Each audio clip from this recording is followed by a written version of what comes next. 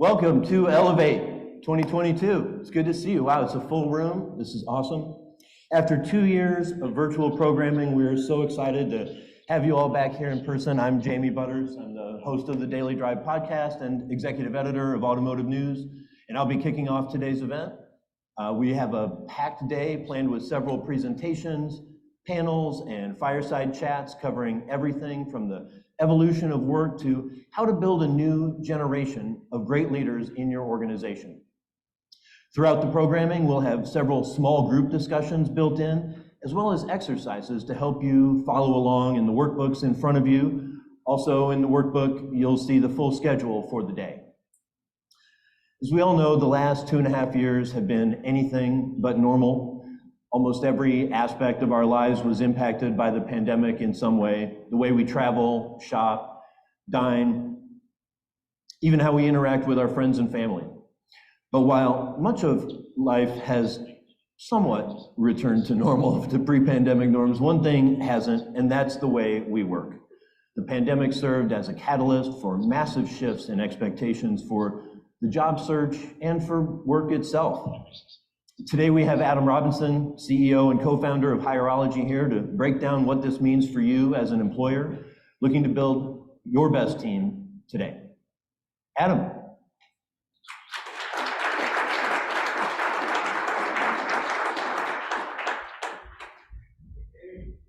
Hey, good morning, everybody. Morning. How are you? I'm so excited for the day we have planned for all of you today. And whether you're from your friend in the automotive industry, you're in the hospitality business, you're in the healthcare business, or you're from an industry somewhere out there that is managing to have plenty of people and you have no staffing issues at all, raise your hand. You in there? Exactly. You're all in the right place. You're all in the right place today. And our goal for you today is to send you back home with a playbook. And so that's what you have in front of you, and I will talk to you about that a little bit later. Our goal in this conference is to give you the opportunity to hear from industry experts and your peers and to talk together to leverage that expertise combined with your own experience and hopefully some thought-provoking conversation to send you home with a plan. And a plan to enter 2023 with a strategy to be successful in building your best team. So that's what we're here to talk about today. So before we get started, I just want to take a minute to point out the history of today's event. The very first event we had in 2016, so this is our fifth Elevate. We've done 4 in person, and then we took a couple years off because some stuff was going on in the world, and it's good to be back in person. So we've come a long way, and we've gotten good at hosting both virtually and in person, and today we're doing both of those things. So greetings to the folks at home who aren't here today, but we're glad you're with us. Well, we're happy to be here again in person this year, and I want to thank Jamie and the team at Automotive News, in addition to our sponsors of the event today, for helping to make this possible. To our team internally, I want to start by saying thank you very much, Megan and Carly and the team that helped pull all this together. A round of applause. They've really done an excellent job. And to the AV crew that's going to make me look smarter than I actually am. So counting today's event, we've had over 1,000 total attendees and 25 different panelists speaking over the last 5 years. And so this event has brought together leaders in hiring and HR over the years, and we couldn't be happier to have expanded it beyond the automotive industry to have a much broader conversation about what's working. So this is an opportunity for you to listen with intention and to learn from your peers outside of your industry. So we're going to cross-pollinate what's working, and I hope that we can all learn from one another today. That's the reason that we're all here. So with that, let's dig in. So for my portion of the event today, I want to talk about what we're calling the Great Reassessment. We heard about the Great Resignation. I don't think that's what this is. I think what we're living through right now is the U.S. labor force, all of you, all of us together, rethinking what it means to have an employment relationship, right? To think about the balance of work and life, and what's changed since the onset of the pandemic and its impact on people's attitudes here. And really, the focus is to help you come out of here with the strategy to win in what is still the toughest talent market any of us have ever seen, no matter how long you've been in the business. So let's start with the reality of where we are today. Today's hiring challenges can be felt across all industries. I mean, there is not a single segment of the economy that is not short-staffed right now. From automotive to healthcare to the hospitality business, there's a few statistics here that illustrate this. Right now, demand for new auto technicians has doubled in the last 2 years alone. The last 2 years alone, demand has doubled. Only 97% of hotels in the United States say they're short-staffed.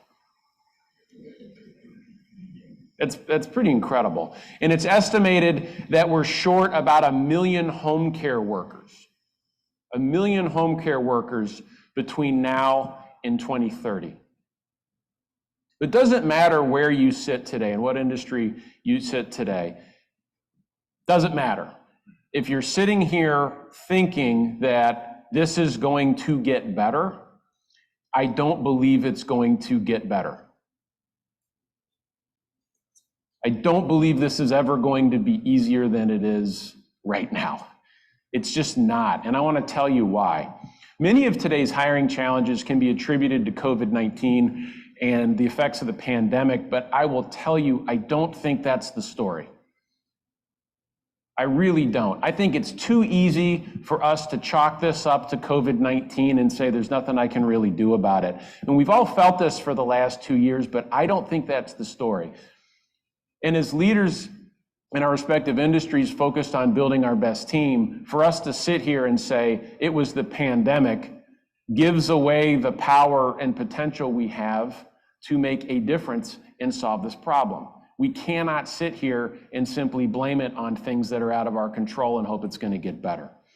Businesses are looking right now to hire at a rate that is much higher than the available demand for talent. Period. And I think COVID-19 and the pandemic and the lockdowns and everything we went through, the industries represented in this room more than any other were impacted by what happened over the last couple of years for different reasons. But let's be honest, heading into the pandemic, you were already short-staffed. It was already tough. We already had shortages of skilled talent in our industries. It didn't matter. The pandemic exacerbated the issue with an impact on the labor force and the way people wanted to work, but the supply-demand imbalance was already bad. It was already bad. And so you can look here at just how bad this gap is between the available job seekers in the United States and the demand for their talent. So if you do the math, still today, we have approximately 2 openings for every 1 available person. Right? So a 2-to-1 supply and demand imbalance. And I'll share with you what that means in real terms in the next slide. July of last year, it was about 1-to-1. So the reopening has driven demand, it's driven inflationary pressure, it's driven wage pressure, and all the things that we're reading about every day. We have a Federal Reserve actively trying to suppress employment right now, and I think they're having success in some pockets, but I will tell you, if we're in a recession right now, as many people think we are, it's not in our industries, right? It's not happening with the industries in this room in the labor markets that we're trying to access. We have recessionary pressure on knowledge workers right now. Knowledge workers, engineers, programmers, office professionals. That's where employment's being impacted. But if you are skilled hourly talent or essential hourly work to the business that you're in, or a salaried professional in those industries, we have never seen more demand for what you do. We just haven't, period. We do not produce enough skilled talent in this country to keep up with the demand, pandemic effects or not. So what that means is, in an environment like this, where if you play out the demographics over the next 10, even 20 years, when I say it's not going to get better, that's what I mean. The demand for the people we need to hire in our industries will outstrip supply for as long as we're working. Fact. Doesn't matter. It is always going to be a challenge. And if you believe, like I do, that the only source of real competitive advantage in your business is the team that you put on the field, if that's your competitive advantage, I'd argue that's really the only one you can maintain and differentiate. You can copy products, you can copy service, you just can't copy culture and people. If you believe that's what matters, then you should also believe that getting this right is a strategic imperative for your organization. And there will be a great sorting that happens between the companies that are able to get this right and those that try to do what they've always done and hope it gets better. And I'll tell you that the choice is as stark as I'll lay out here.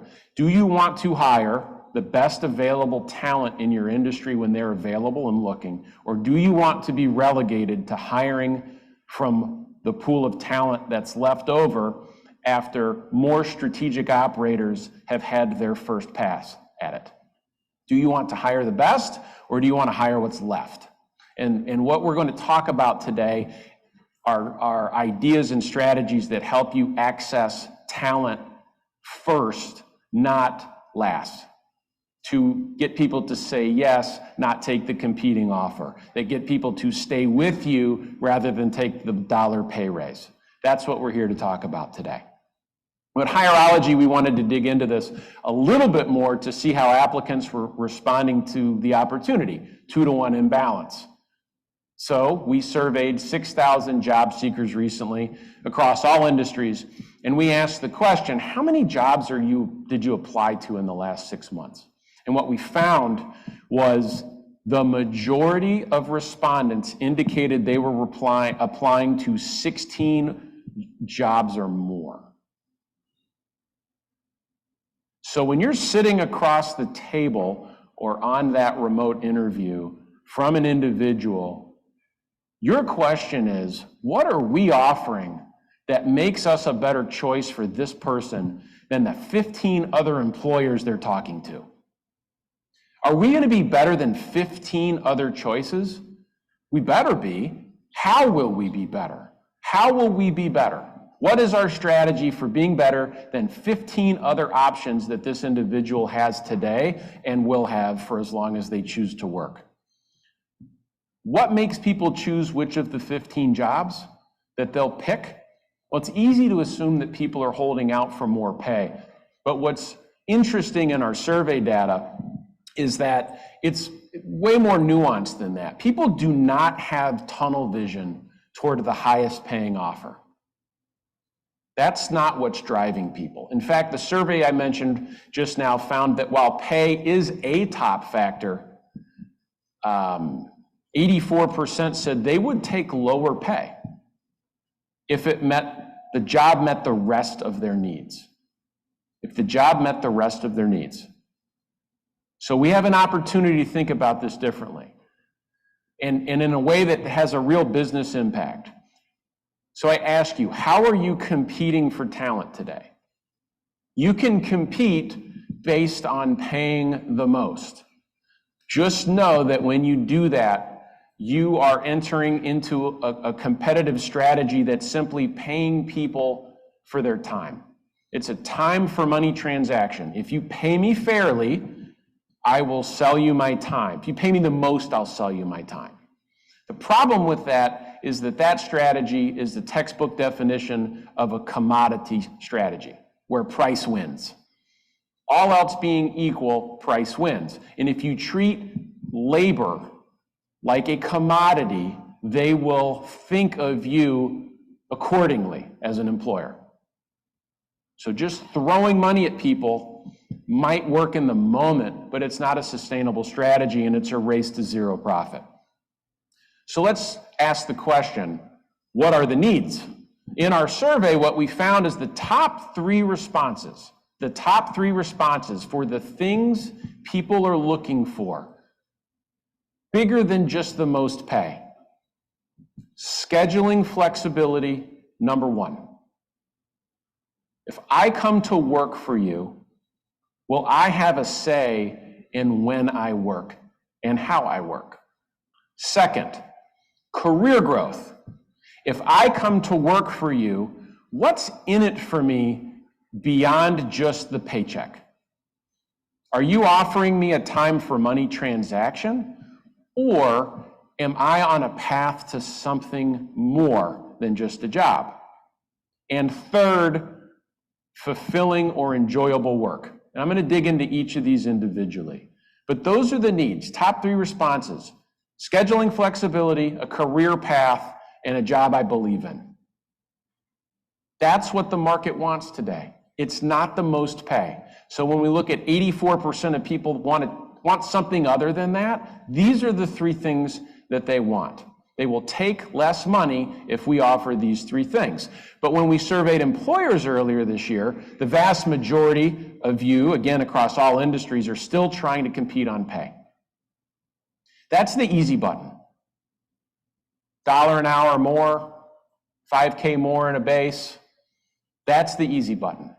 So here you can see the number one strategy employers choose to compete for talent is paying people more. Of course, offering to pay within the right range is critically important. We certainly can't underpay people, but it's equally as important to offer these other benefits that people want. Less than half of you are reporting that you offer flex scheduling.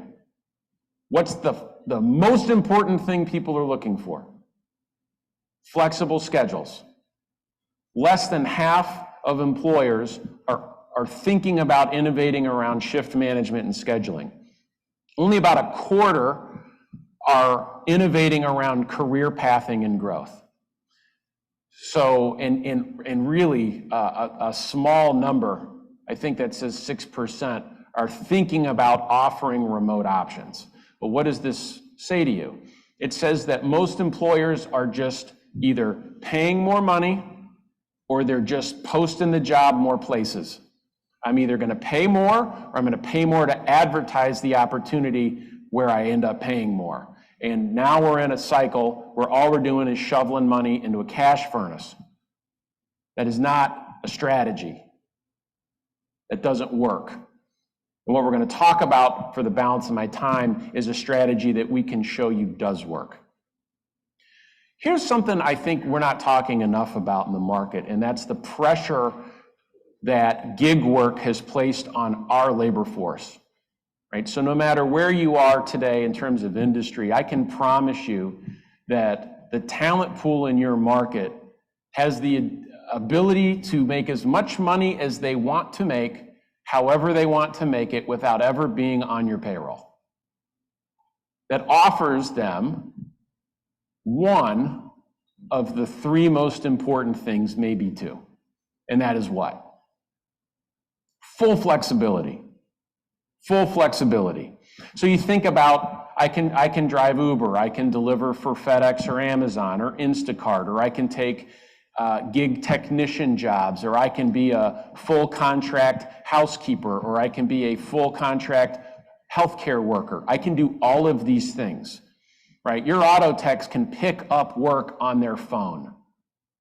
Your care providers can just pick up shifts on their phone.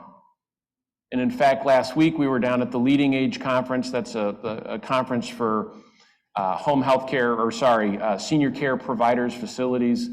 And, all we heard about down there was, technology that helps you pick up shifts without ever having to work for somebody on a W-2 basis. That's not working for a staffing agency.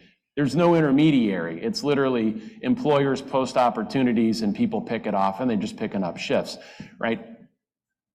Any one of us in this room could go make money we choose to make if we're in the, call it 35 to 80K core middle-class salary band in the United States, where most of our workers live, we never need to be employed to make that money right now. We can do it on our phone. Here's a couple examples of that. So this is how people are making this lifestyle work. This is a gentleman named Kristin. In a recent Wall Street Journal article, he told the reporter that he makes work for him as an independent contractor by picking up work 2 to 3 months at a time.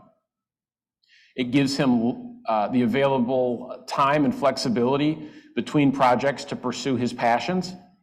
You can see one of them here on the screen. In total, he works about 8 months out of the year, has full control over what he does and when he does it, and makes more money than he did as an employee. How are you going to compete with that? How do you compete with that? Brad Roller, contract project manager, similar story in the same article. He bills 40 hours a week, but he bills them whenever he chooses to bill them. He takes 2 weeks off between projects, downtime, travel, family obligations. He saves hours spent commuting every day and jumping through hoops employers put in front of him to do his job. He no longer has to miss family and life events, and he knows he's earning more than he did before, and he has more time to do what he wants to do. So our skilled talent is in such demand, they can literally never work for us and make more money with less time. But what do we miss as a contract or gig worker? Remember the 3 things we talked about. Flexibility, check. Career path? Not really. Fulfilling work, maybe. So I'm going to take you through thinking about our job opportunities differently so we can be competitive against what is about 1/3 of the US workforce right now, defined as a gig worker. About 1/3 categorized as freelance. The same study found that 80% of freelance workers say they choose this type of work because it affords them, not a surprise, more control over their schedule, and 73% say it allows them to work from wherever is most convenient to them. 1/3 of the available workforce doesn't want to be an employee. We have a 2-to-1 imbalance of supply and demand. We're not talking about the pressure that gig work has placed on our industries, but you all need to think about being competitive with these opportunities, because this is always an option for everyone on your payroll today. It is always an option. How can we be competitive? How do we address this reality where the power is in the employee's hands and will be for as long as we're operating? How do we compete for talent? All right, so that's a pretty rough picture. Good morning. Good morning. I'm here to make you feel bad before I make you feel better. So talent supply is low, and those who are looking for work are really pushing us as employers to think differently. Gig work's putting more pressure. Demand from reopening is putting more pressure on it, and it doesn't matter if we enter into a down cycle next year. We are going to have this issue forever. I hope I've made that point. This is not a temporary problem. You can't put your head in the sand and hope it gets better. You have to think about it strategically. So how do you do that? Some of you have heard me talk about this before, and it's a simple concept, but I think it's critical to understanding what it takes to win in this market. And that is to think about your job that you are trying to fill as a product. Jobs are products. Jobs are products. You are offering a product to a market, right? Your consumers, that's your talent pool. Are you offering a product that your market wants to buy? That's the question. When we take a look at our employment opportunities, is this product configured in a way that meets the need of the consumer base? No different than you do with your core business. Whether you're selling cars or selling rooms or selling care. You think about your business in terms of the product market fit. You have to think about employment as product market fit as well. We are trying to earn the trust of the buyer, that's our job seeker, and differentiate our product from the 15 other products we just learned he or she is looking at when they're seeking employment today. So the definition of a product, your job is no different. It's something you build and refine to meet the need in the market. You're looking for that product market fit. So let's look at a hotel room, for example. I want to contrast that with how we market open positions. What's the basic need that's met with a hotel room? Shelter, literal Maslow tier 1 hierarchy of needs, like place to stay that's not outside. We don't sell hotel rooms that way. It's a place to stay, so you don't sleep in a park. That is not how we do it. That's how some do it, maybe. There are so many different tiers of product available depending on the market you're trying to access when you are selling shelter, right? Some rooms are simply that. It's a price-driven decision, basic shelter. Some rooms are sold very differently. For example, at the Four Seasons Chicago, they are selling far more than shelter. They know their market. They know their market. And the best operators in industries know their market so well. They know their tiers, they know their ideal customer, and they build a product around a price point and a product configuration that meets the needs of that market. So whatever it is, you find a way to stand out. You have your competitive differentiators. If you don't, in business, you are going to die. You just won't make it. That's the imperative. So when it comes to jobs, how do we start to build competitive edge? The good news is you already have the answer. You already have the answer for what it takes to be competitive. So we know some things about our customer. Remember, jobs are products. We're marketing to customers. The customer is the job seeker. Start with the buyer need. What's the buyer need? Well, we know. If you pay me fairly, 3 things I want in this product. I want schedule flexibility, I want a career path, and I want to believe in what I do. If your product offers these things, I will likely believe it to be differentiated and it will get top consideration. Again, what's the very basic need of a job? To make money. I sell you time for money. Go back to the survey, when 60+% of employers are competing in that time for money transaction. I sell you my time for money. Most money will get my time. That's the commodity product. That's selling shelter. I'm selling time for money.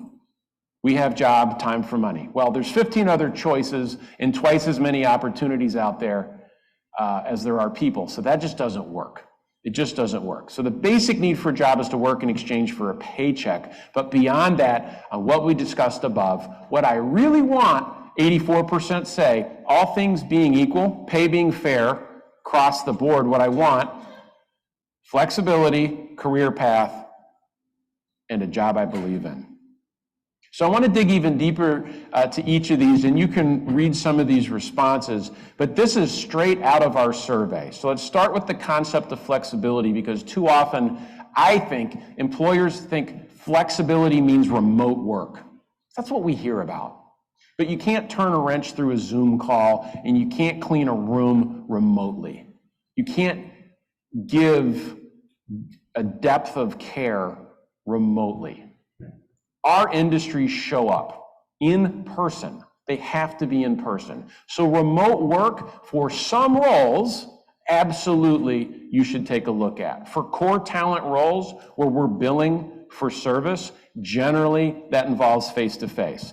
So flexibility in our industries is so much more than remote work. People simply want to make work for them. That's how I would describe this. Does this situation work for me? So here's some answers I think really get at what people are looking at from employers today. And you can see it's statements like, look, When some things happen in my life, I need to be able to handle it without catching a bunch of grief from you.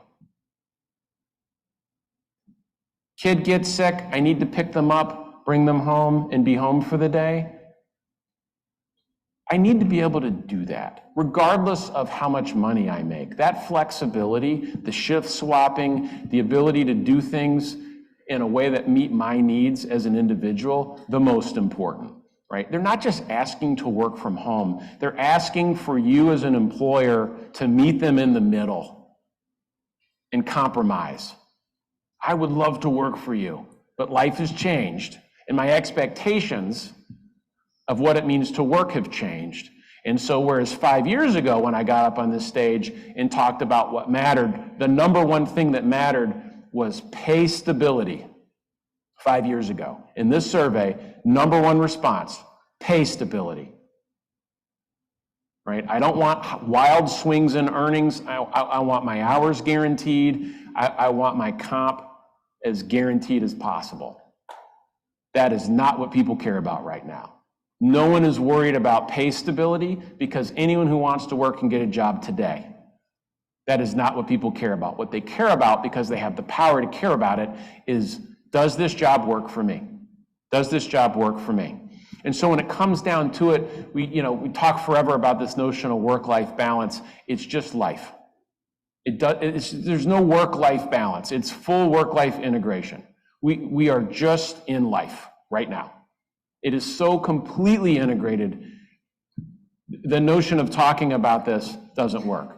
Can I move in and out of employment activity and personal family activity seamlessly throughout the day, throughout the week, every month, over the course of the year? When I say schedule flexibility, this is what I'm talking about. Can I live the life I need to live, I want to live, in exchange for employment opportunity and my best work? That's the trade here. So it's just life. Let's dig into career growth next. So of course, the basic thing you can do here is build out career pathing. I mean, that's the very first thing I would think about, is career pathing. But what's interesting is that career path to this labor market is 18 to 24 months out. It's not where will I be when I'm 60, right? If I'm 21, 22 years old, starting a career, what does my lifetime career path mean? What it means is, if I come to work for you today, what could I be doing in 18 to 24 months from now? So that's part of the pitch. If you come to work for us today, let me walk you through what you could be doing 18 to 24 months from now. And then checking in with them every 18 to 24 months about what happens over the next 2 years, that's the model that works. That's the model that works. So the first step is saying, if you come to work for us, we understand that you need to handle things in your life. We're flexible.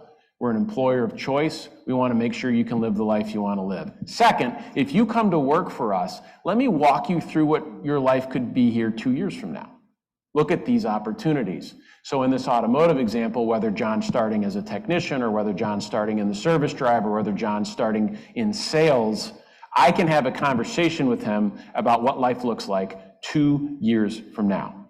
And so this concept of internal mobility within your workforce as a differentiator is something that I want you, when we have time to talk about that and be honest about it. Here's the question: do people who work for me know what opportunities they have to do more, to make more, to be more in 18 to 24 months? Are we good at selling that? Do we advertise and market that? Are our jobs, is the job product built to offer that feature? If the answer is no, that's where you start. Fulfilling work, a little more nuanced, right? What is fulfilling? Well, fulfilling is a very personal opinion. What's fulfilling to me might not be fulfilling to you, right? It's my opportunity to decide whether or not what I do is fulfilling or not. And you might be asking yourself, okay, when someone's cleaning hotel rooms, how is that fulfilling? or I'm providing basic home care. How is that fulfilling work? That's rough work, right? Or if I'm entry level in the quick lane at the dealership, how is that fulfilling work?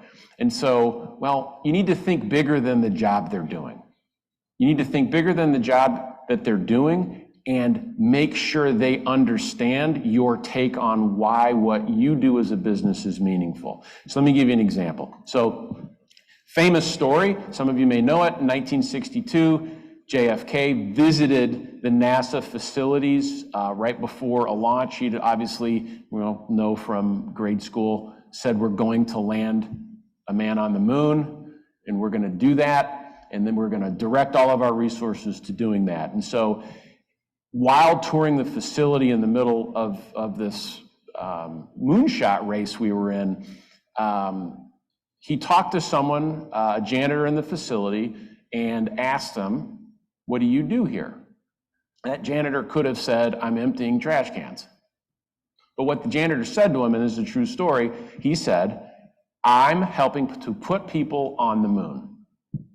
When I clean, it clears clutter, it helps our engineering team do what they do and focus. So my part in this helps put that man on the moon to help win the space race." That is fulfilling work, because what they did at the Space Center was made sure everyone knew, no matter what you did, what we're doing is putting a man on the moon. That's why we're here. That's why we're here. So what is that for you? What is that for you? That's the question. Do your employees know what that big picture mission is?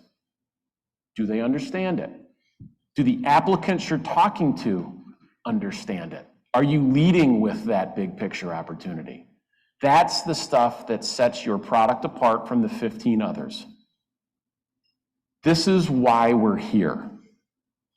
And as a part of our team, you'll have the ability to do lots of different things over the course of your career. Let me show you where you could be 2 years from now if you come to work here. And by the way we work is going to fit into the life that we know you want to live. That is a differentiated product. And I am not going to mix words. That is hard to do. It is hard to do. It's easy to say, hard to do, because it puts a lot of pressure on us as management teams to do things differently, or to face things that we might not want to face, or admit that things have changed and they're never coming back. That's very hard to do. For example, at Hireology, our big picture is we are going to help our customers hire 1 million people by the end of next year. And we'll set a new goal when we get there. Why does that matter? Well, we help our customers succeed by building their best team. But it's not just customers.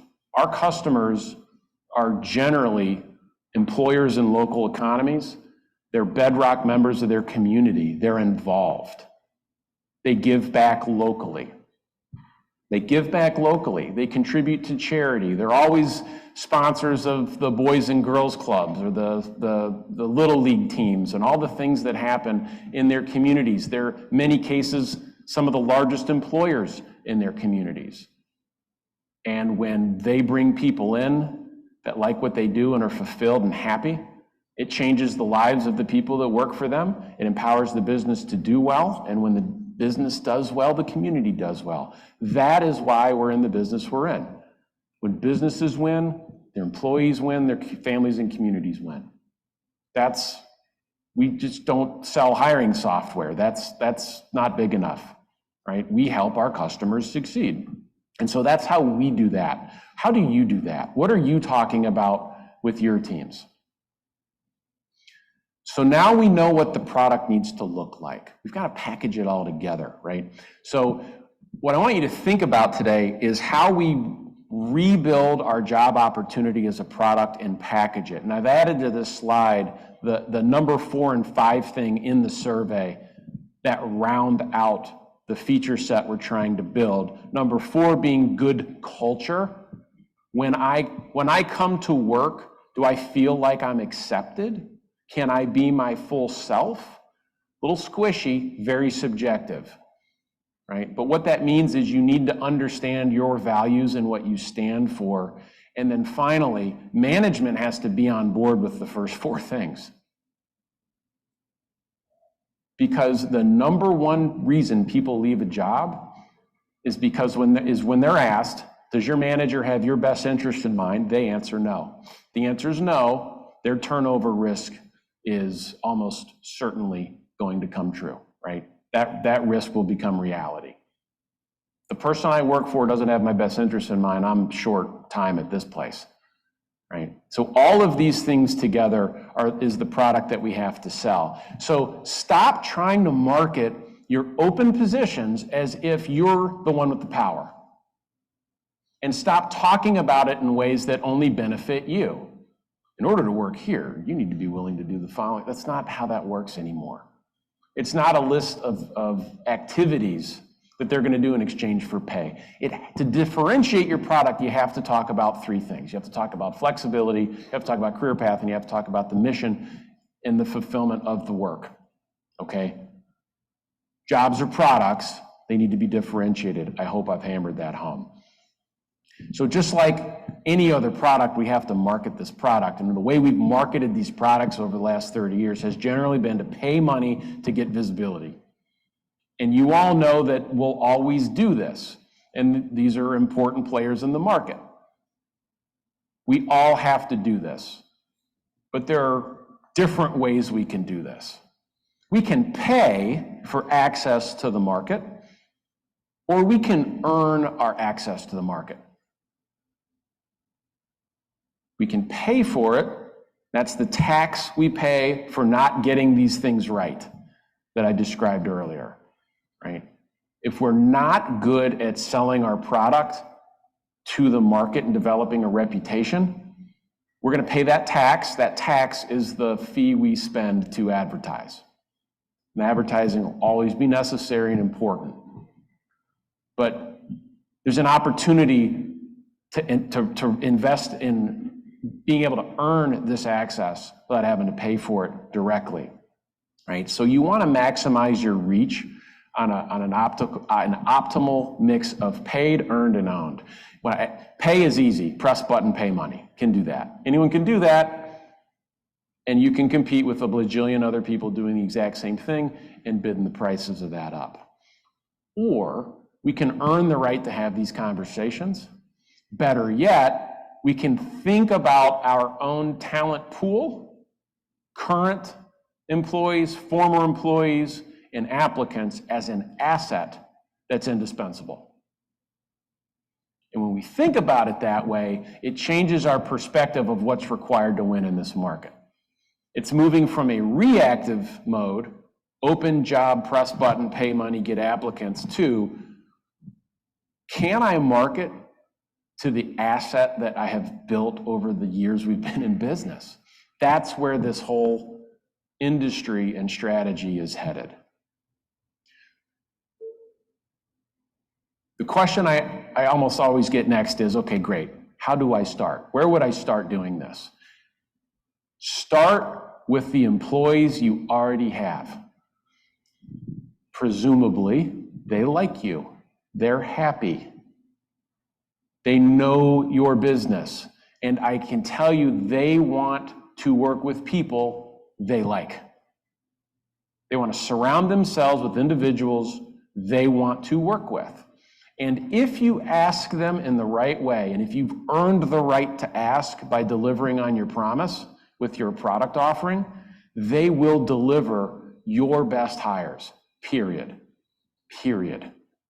So think of it like word of mouth marketing. People who love your product will tell other people about your product. Most employers have some kind of a referral program. I would say 90+% of them are not working. They're just not working. It's managed with a spreadsheet. You've got to send emails. No one gets paid on time. It's just hard. It's just hard. But let me tell you why it's worth it to think about this differently. At Hireology, we found this is by far the best channel you can invest in. By far the best channel you can invest in to earn the right to ask your current team members to send in their referrals. It's a pretty personal ask. Pretty personal ask. So in our study, we found 90% of job seekers are more likely to accept a job if a trusted friend or colleague vouches for you. So think again back to the 16 jobs we're applying to. I've got 15 other options. Your option came to me from my friend who says it's awesome here. Which one do you think I'm going to try first? I'm going to go with that one, period. Period. Right? So we want a differentiated product, and I would love to have it marketed through the best possible lowest cost channel, and that's the people I already have on my payroll. By the way, we're thinking about gig work or side hustle or being able to do things for extra money, which most of our workforce has indicated they want to do. I'd rather me be the side hustle than some other employer. So if I'm paying referral bonuses, I'd love for someone to make as much money as possible referring people to come work for us than to try to find other ways to do it for more dollars. I'd rather be the side hustle. I can tell you at Hireology, we have individuals that have made just about made their base salary and referral bonuses this year. Great. Because if I understand what it takes in terms of cost to bring someone through a process, to market, to run a funnel, to run the hiring process and get them on the payroll, I would be thrilled to pay that amount of money to someone internally to do that for us. It's going to be faster, and they're going to be 4 times more likely to be hired. So my conversion rate's better, they're more likely to be hired, they're more likely to be of quality, they're more likely to stay. All good things. All good things. So now that we've promoted the product and generated interest around the job, we really have to make it easy to buy. So I want to spend just a few minutes on this. Again, jobs are products. Job applicants are the consumer. Where are you selling product? More than half of respondents said they complete the entire job search on their phone. In the past, I've never seen this number higher than 50%. It's the first year it tipped. It's over 50% now. It's not going back. Next, we found that about 1/3 completed their recent search from application to hire in less than 2 weeks. The average time to respond in our industries represented today to a job seeker applying for work is around 7 to 8 days. You don't have a recruiting problem. You have a response problem. You have a process problem. You're not managing a core and critical process to the result you need to win. How many cars would you sell if you waited 8 days to get back to an internet lead? 0 cars. You'd sell 0 cars. How many hotel rooms would you sell? How many banquets would you sell if you waited nearly 2 business weeks to get back to someone interested in working with you? None. 0. And then our managers say, we can't find anybody to work. I promise you, when you peel this back, you will find the problem is not necessarily the funnel you're building, although there are ways to make that better. The biggest problem is your process, and the velocity at which you're running through it is just inadequate, right? 60% say they've actually given up on a job application in the past because it just took too long, right? So I'm not responding quickly. Average employee is getting it done in 2 weeks. My response time is 7 or 8 days. I've already lost. 60% of all job seekers take a job with the first employer to respond to their application. Be the first. You want the simple strategy you can sell up when you get back home? We just need to be the first to respond. We just need to be the first. We need to we need to package our product, drive referrals, be the first to respond. That is a winning strategy. And it's no different than what we see out in the market. If for any other product or service, which would you rather do? Would you rather jump through 1,000 hoops and wait for feedback and response?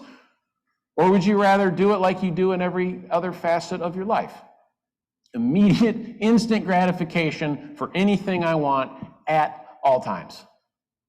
I can press a button and have someone come buy my car out of my driveway, hand me a check, deliver my new car, and drive away. I never have to go to a dealership again. I can immediately buy service and hospitality. I can immediately order care. I can do all of those things. But when I apply to a job with your business, you wait 8 days to get back to me? Come on. Employment process continues to be among the most antiquated and least responsive core processes we have left in our business. The good news is, because most are struggling with it, this is your opportunity for competitive advantage.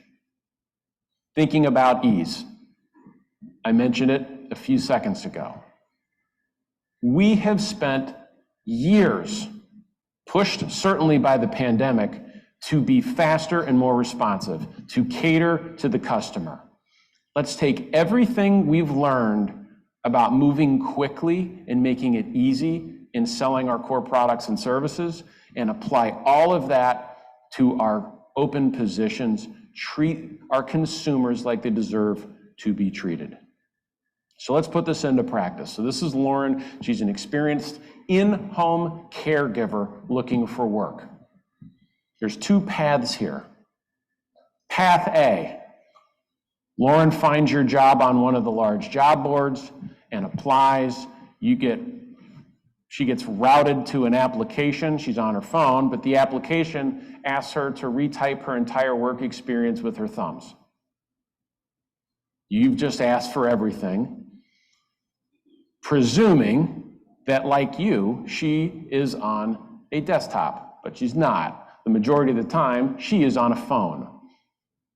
She's on a phone trying to retype a resume with her thumbs. Somehow she makes it through. Let's say she does that, 30 minutes, but then doesn't hear back from you for 5 or 6 days. Somehow she's still left, shows up for the interview. No one is expecting her, or they're unprepared and have a really low quality conversation, and or the pitch is nothing to do with the things she cares about. I'm not talking about flexibility, career path, and fulfillment. I'm talking about how much you're going to pay and when we're going to make you come to work. The whole process takes about a month, and she's just long gone by then. Let's flip that script. Lauren applies because one of her closest professional colleagues has invited her to with a link on her phone. She applies for the role and immediately gets responded to with a link to schedule an interview. That interview happens as fast as she wants it to happen. She drives that process. The interviewer is prepared. The process runs quickly. They're even prepared to make conditional offers on the spot. Lauren walks out of the interview with a conditional offer pending credentialing and background checks. Much better process. That process took 4 days.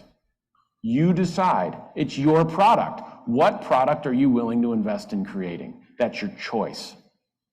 That's the choice today. So I just walked through what a job seeker experience should look like in today's market.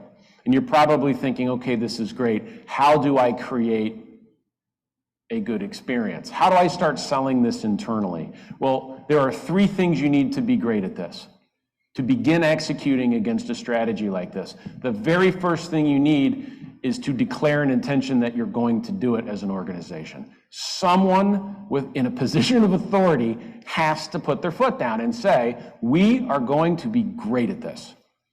We are going to be great at this. I don't know how, but we're going to do it. That's usually my job. People hear me say that often. I don't know how we're going to do this, but this is what we're going to do. And Neil's laughing right now.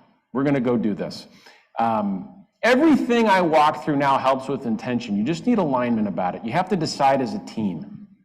Either your operator has to decide, or you as the talent leadership team, or the CEO, ideally the owner-operator, is saying, we're going to do this. All right, we're going to do this. So declare intention. Second, you need tooling, right? And this is my self-serving way of saying there are tools out there that help you do all of this in a way that drives efficiency. And then accountability, because software without usage doesn't help anybody. We have to decide we want to do it. We have to change the way we do it. And then we have to manage to the results that we want. And that's all about accountability. So if you think about your own talent management process, your recruiting life cycle, who is accountable for driving this change? Do they know how important this is? Have you set clear expectations with them about what it takes to win? And are you willing to celebrate success in the form of financial rewards when the team responsible for this is successful? All of that matters. Why does it matter? We've covered the reality of where we are today. I think we've talked about what a job as a product really means. We've talked about the best way to market that, and we've talked about what it takes conceptually to really drive this forward. So now I want to touch on future state. What does the world look like when we do these things? Real data I will share with you from customers that are doing this. The outcomes go far beyond just, I have more applicants. That is not the goal. The goal is not more applicants. The goal is we want to fill our jobs faster. When we fill our jobs faster, we have access to capturing revenue that we otherwise would have lost because that job is unfilled. It's the hours not billed. It's the ROs written and not performed. It's the consumer demand not met. It's the care not given. It's the rooms I had to take out of inventory because I couldn't clean them in time. That is a lost opportunity that really adds up. Some of you in the room track that really closely. Some of you have really not calculated the opportunity cost of taking 28 days to fill an open position, but I promise you, it's very, very expensive. But that's how you pay for this. Fill open roles faster. You curb turnover, right? So if you have a leak in the bucket, the industries represented here today have some of the highest turnover rates in any market in the United States. Automotive, it's pushing 50%. In hospitality, you're in the 70s. In healthcare roles, you're in the 70s or 80s, depending on the job category. Step one is plug the hole. You can reduce turnover if you do this. And at the end of the day, you're going to get better business results. So let me give you some specifics. We took a look, this is dealership specific, Hireology dealership customers with open technician roles. Number one, jobs that mention flexibility and culture and the other keywords we've talked about in this presentation drive 40% more quality applicants. Those are people I actually want to talk to than jobs not including those keywords, and they drive 50% more hires. You can't just fling these words at the internet and hope people apply. What I'm telling you is when you build a product that people are interested in buying, you're going to get more buyers. So you will get more access to talent. And of course, you can't make just empty promises and not follow through with it, right? If it's not real, they won't stay. But this is proof positive that this product sells in the market. When it comes to turnover, simply put, following the ideas that we've talked about this morning leads to your employees sticking around longer. So a study found that employees who are given ample flexibility in the market today are 4 times less likely to become a retention risk. Flexibility equals lower turnover. Why? Because it's hard to find. Real flexibility is hard to find. People are better able to manage their lives, and they're not so run over by the time they get to work. I mean, it's just a different way of thinking about it. People are happier at work, happier with you as an employer, and they stick around longer. You have to manage it differently. You have to be different as a manager. When you're managing flexibility, that's your burden, not their burden. When you decide and declare the intention to manage to flexibility and meet them in the middle, that's your burden. I will acknowledge it. That is also your imperative. You have to do it. You have to do it. Do you want to hire what's best, or do you want to hire what's left? That's your burden. That's not their burden. It never will be. They will always have a choice to work for someone better or to work for themselves. Gallup survey also found it takes more than a 20% pay bump to lure employees away from a manager with whom they have a high degree of engagement. So why that manager interaction is so critical? It's worth about 20% of the total value of your payroll. What's that number? You want to build a competitive edge in the market? Employers trying to steal your people with more money, it's going to take them 20% more. 20% more, right? These are the things that create differentiation. And finally, happy and engaged employees are more productive. And here's where the payoff is. Bottom line impact. Bottom line impact. Teams with happy and engaged employees, the customer satisfaction ratings for their business are 10% higher than those with low engagement. 10% higher. 20% more revenue, right? Receipts 20% higher than those with low engagement. 21% more profitable. So whoever you have to talk to about why this matters, I would start with this. Look, I will take you through all the how, but the reality is, if we want to be a top performer in our market, financial performer in our market, we need to do these things because our customers will like us more. Our customers will like us more. We will sell more stuff and we will make more money. Those are good outcomes. Show me another area of your business where you can make an investment and get a 20% increase in revenue, or a 20% increase in profitability, or a 10% bump in customer sat. Nowhere else in your business will you get those results. Nowhere. You've squeezed all the juice. You've figured it out. This is the next untapped ROI in your business.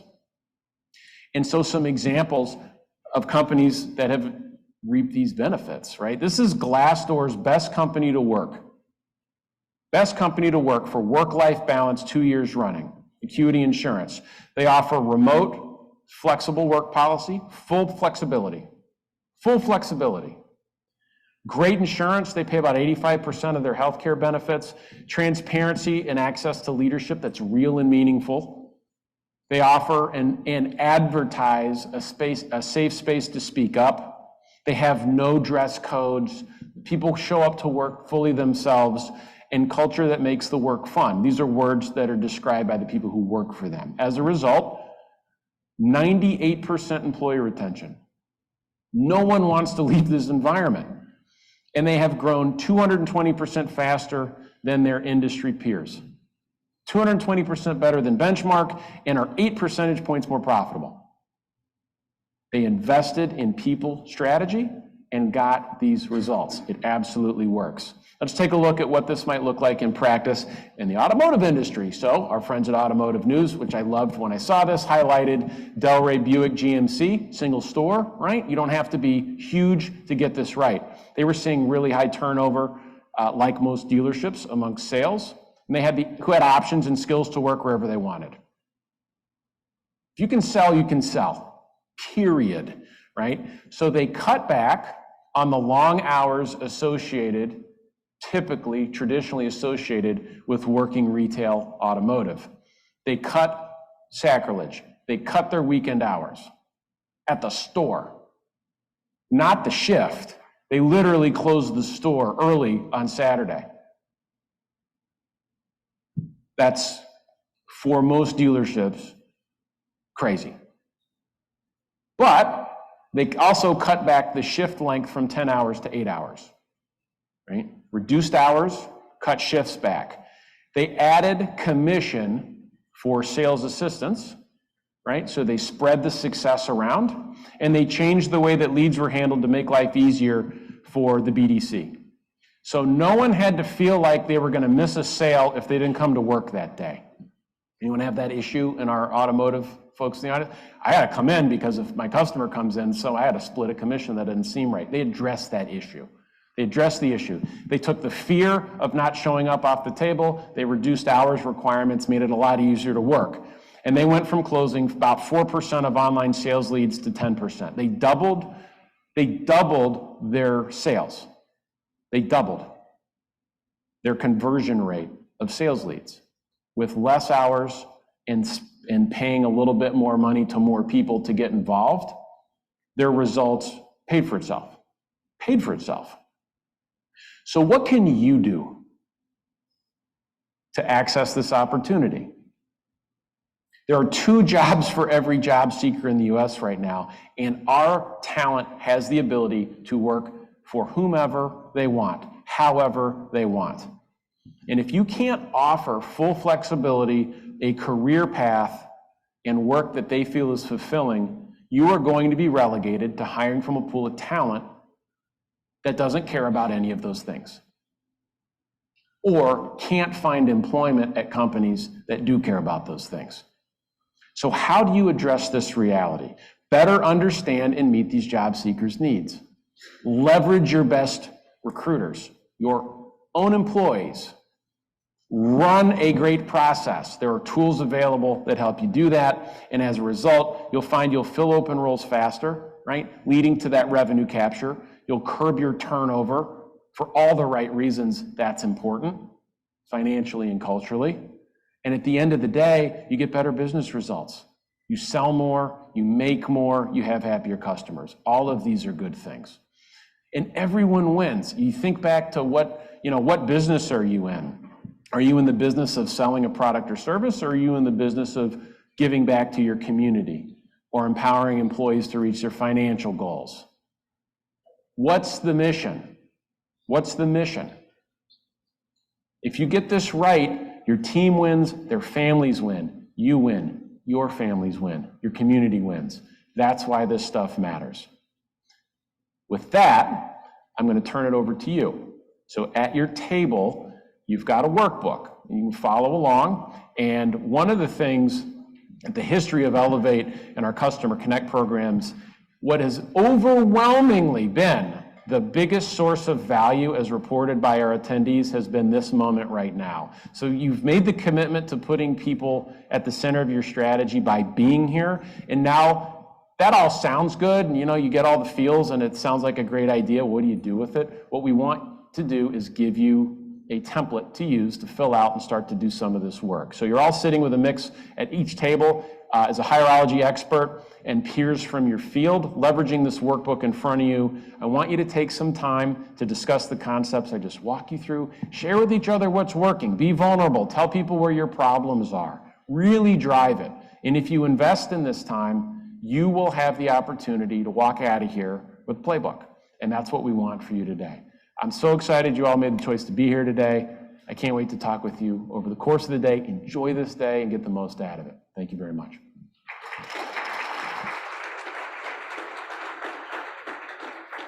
Hope you all had a great discussion. It seems like you guys did. I'm actually going to turn it to the audience. And so if you're in the back, don't worry, I'm going to get to you too. But I want to hear what some of you talked about at your tables and what you want to share with us. So let me turn it to Mike Tolan's table. What did you guys talk about? And I'll repeat it for those on the Zoom. So just kind of shout it at me and I'll share it with them. We talked about just like processes and being able to manage these rising costs and rising wages, and also customers trying to drive the price down, like cultivating a culture and keep staff happy despite that changing scale.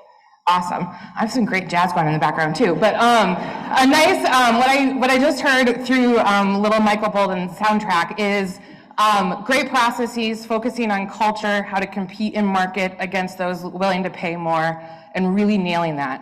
Awesome. Who else can I hear from? How about Andrew, your table right here, you're in the front.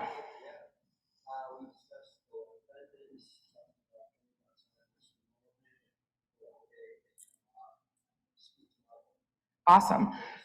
Benefits. Raise your hand, customers and or Hireology. Terry, this includes you. How many of you guys are looking at benefits as a different way to be competitive on pay, not just base pay and commission and those things? I can kind of see you guys with the light. Yeah, a lot of you are, which is awesome.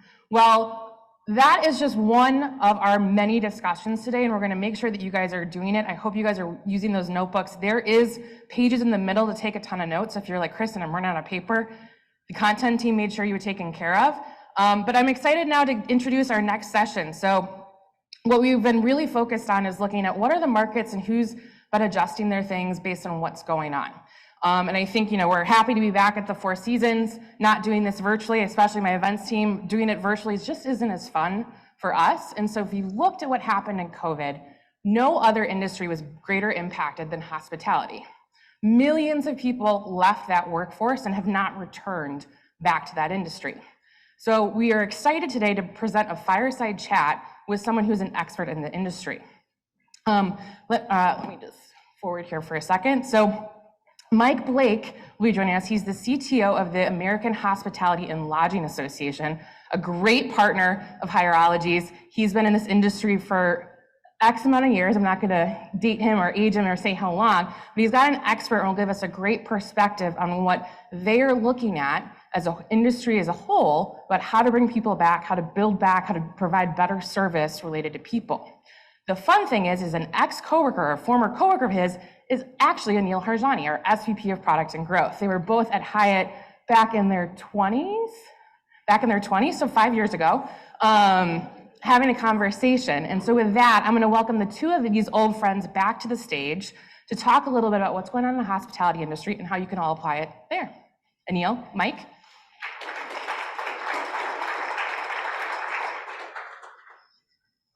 How are you doing, Mike?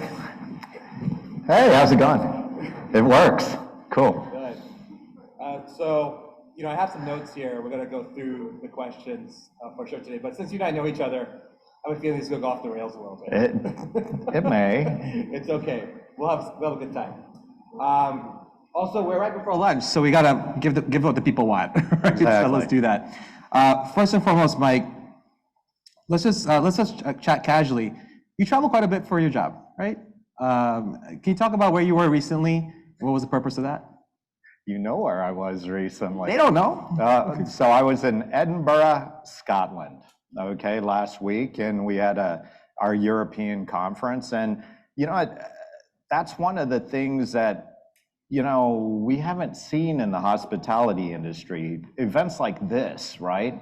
Having the businesses come back for events is actually kind of where that's the thing that's been a little lagging, right? First of all, for all of us, right, it's like, let's get out of the house. Let's see something different than our four walls, right? And that's exactly what you started to see in the hotel occupancy. So you started seeing occupancy rates going crazy. So there's a problem with that because everything that Adam just brought up is happening, right? So service levels have to give a little. So there's a lot of folks out there expecting X, but getting X minus Y and Z, and yeah, so it's a little problematic. But it's also a different person who's attending or staying in the hotels, right? So that's tough, Anil, because what's happening is the staff that is working there are pretty stressed, right? They're having to deal with situations with people who sometimes this is their first hotel stay. And if it's not their first hotel stay, it's their first hotel stay after 2 years. So their expectations are getting pretty high. But things are changing, so.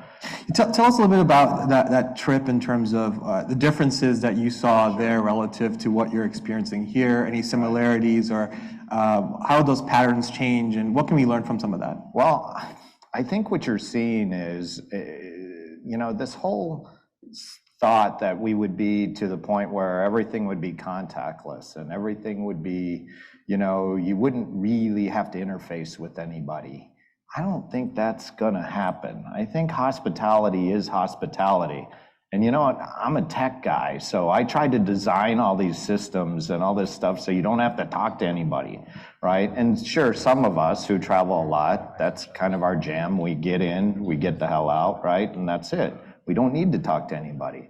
But I gotta tell you, even when you start traveling quite a bit, you see the differences. And in Europe, they're still in that, there's no kiosks to be found, right? There's no kiosks. Whereas here in the US, some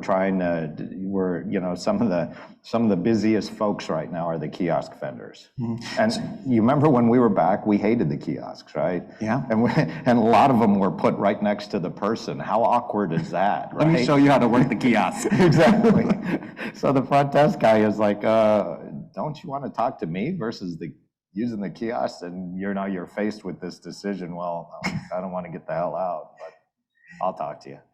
So it's super interesting. I mean, you're in the business of sort of thinking about technology and the impact on this sort of experience. But what you're just saying right now is the hospitality experience is just people experience. Right. And so let's anchor in what happened over the last couple of years. We can't now have this conversation without talking about COVID-19 and the impact on the hospitality industry, devastating for a period of years, but really accelerated the adoption of technology. And so, how do you sort of reconcile that? Because what I'm hearing is that, maybe there wasn't a desire to put these systems in place, but they're really coming back to sort of the basics in some way. So what do you think? Well, I think what's interesting is, and I hope if anything, we learned anything from this COVID thing is, that the hoteliers should not be doing technology, right? They should let folks like you guys do technology. And that's kind of what we saw was one of the first immediate responses was, let's lay a lot of people off, right? And technology was one of the first. So a lot of our members, so we run a trade association, and I deal with the technology folks, right? So there wasn't a day that went by where I got 10, 15, 20 calls of people, dude, if you hear something, I just got laid off. I just got laid off. I just got laid off. I just got laid off. And that was the mantra, right? And I got to tell you, that was tough to kind of go through that.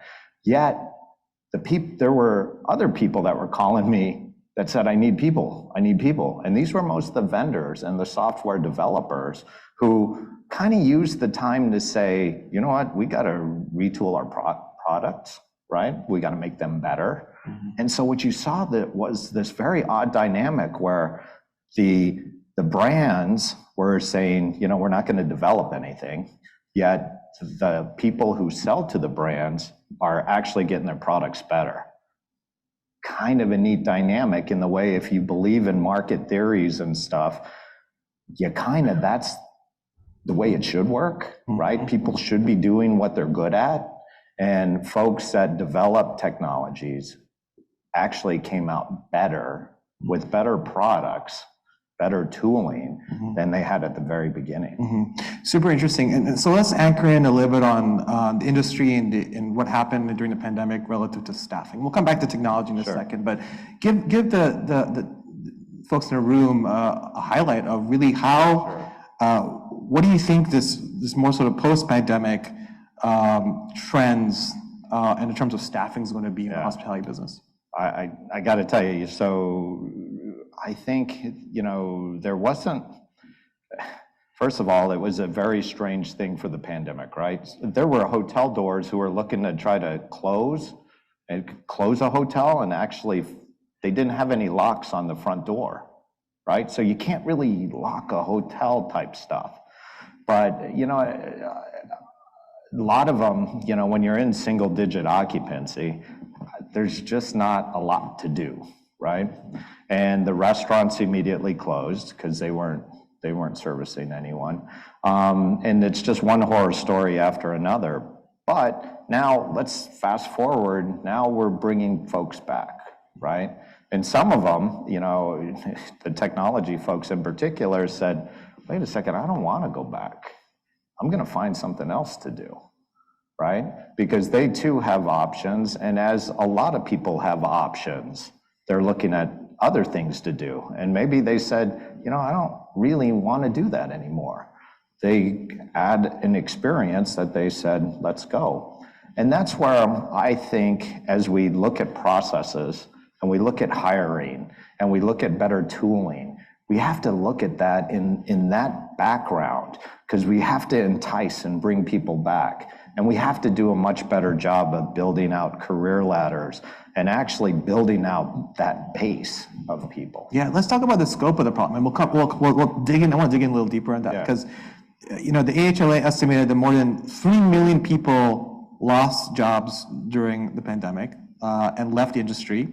What does the AHLA, or generally your position, estimate will happen to those 3 million jobs? I mean, how are we going to reconcile the need to staff up with the people that are not coming back, and do you think we'll ever be back, quite honestly, right, to where the levels we were before? We still have, inventory of rooms that can't open. or restaurants that are, we were actually in Vegas for a conference, and I noticed 30% of restaurants were still closed due to staffing levels. So what do you think is going to happen to bring us back to where you think normal could look like? Sure. I think there's a couple things that are going on. I think we're all redefining normal, right? And what is a guest experience? I think some of us have already accepted, if I'm staying for 2 nights or 3 nights, I'm not seeing maid service, right? I'm not getting turned down. That just ain't happening. So the guest itself has accepted some level of change. But what I also think is, when you start looking at the people who just, where'd they go, right? I mean, there's some that come back, right? But there's others where you're trying to figure out what industry did they move to? Where did they start going? And, of course, Amazon picked up a lot, and they did that with a higher wage. We combated that with higher wages. So when you look at, the blunt instrument of, oh yeah, we'll just pay more, right? So the industry, if you look at the levels, they're way higher than they were 2-3 years ago. But, I think you do have to get smarter about this. And when we start looking at what's that comeback look like, first of all, AHLA, we have a foundation that's working very hard to get the hospitality industry to be more attractive. And it's not just attractive to, people coming in, sometimes it's their parents, right? Because if you were in the audience and you're trying to say, wait a second, I don't want my kid to go into hospitality, right? He'll have to work weekends and clean rooms. That ain't really what they wanted to, that's not a career path for them. I think what people don't realize is that there's about 200 different career paths in hospitality. That is absolutely amazing. And it's one of the few industries where you can get in. I mean, how many people did we used to work with, right? Who were in housekeeping or director of sales or some other role within the hotels, and they were there, which is phenomenal. I got to think back, Mike, to when we were working together, and I used to visit some of the properties, and honestly, I would just go and talk to the general manager and ask the question, how did you end up being a general manager? Tell me a story. And time again, the story was I started here as a bell person or the housekeeper or front desk and moved to this hotel to that hotel and moved up. And this sort of internal mobility concept is real. It literally reflects reality. And so, I'd love to sort of hear, how is AHLA and the foundation promoting that, the career pathing and making that more real? We talked about, and this has been going on for decades, quite honestly, right? Because the shortage has been there. Are there anything new to enhance that? And it's even more relevant today than it ever has been. Anything to do today? Yeah, there's a couple of things that the foundation itself is focused on. One is all about the apprenticeship programs, right? So we have almost, and thanks to some very large benefactors, we've been able to provide scholarships to a lot of folks who this is their career and this is what they want to do. We provided over $1 million in scholarships to different hospitality programs and students. So you're building that up. We're also building up, we're trying to capture a lot of those stories.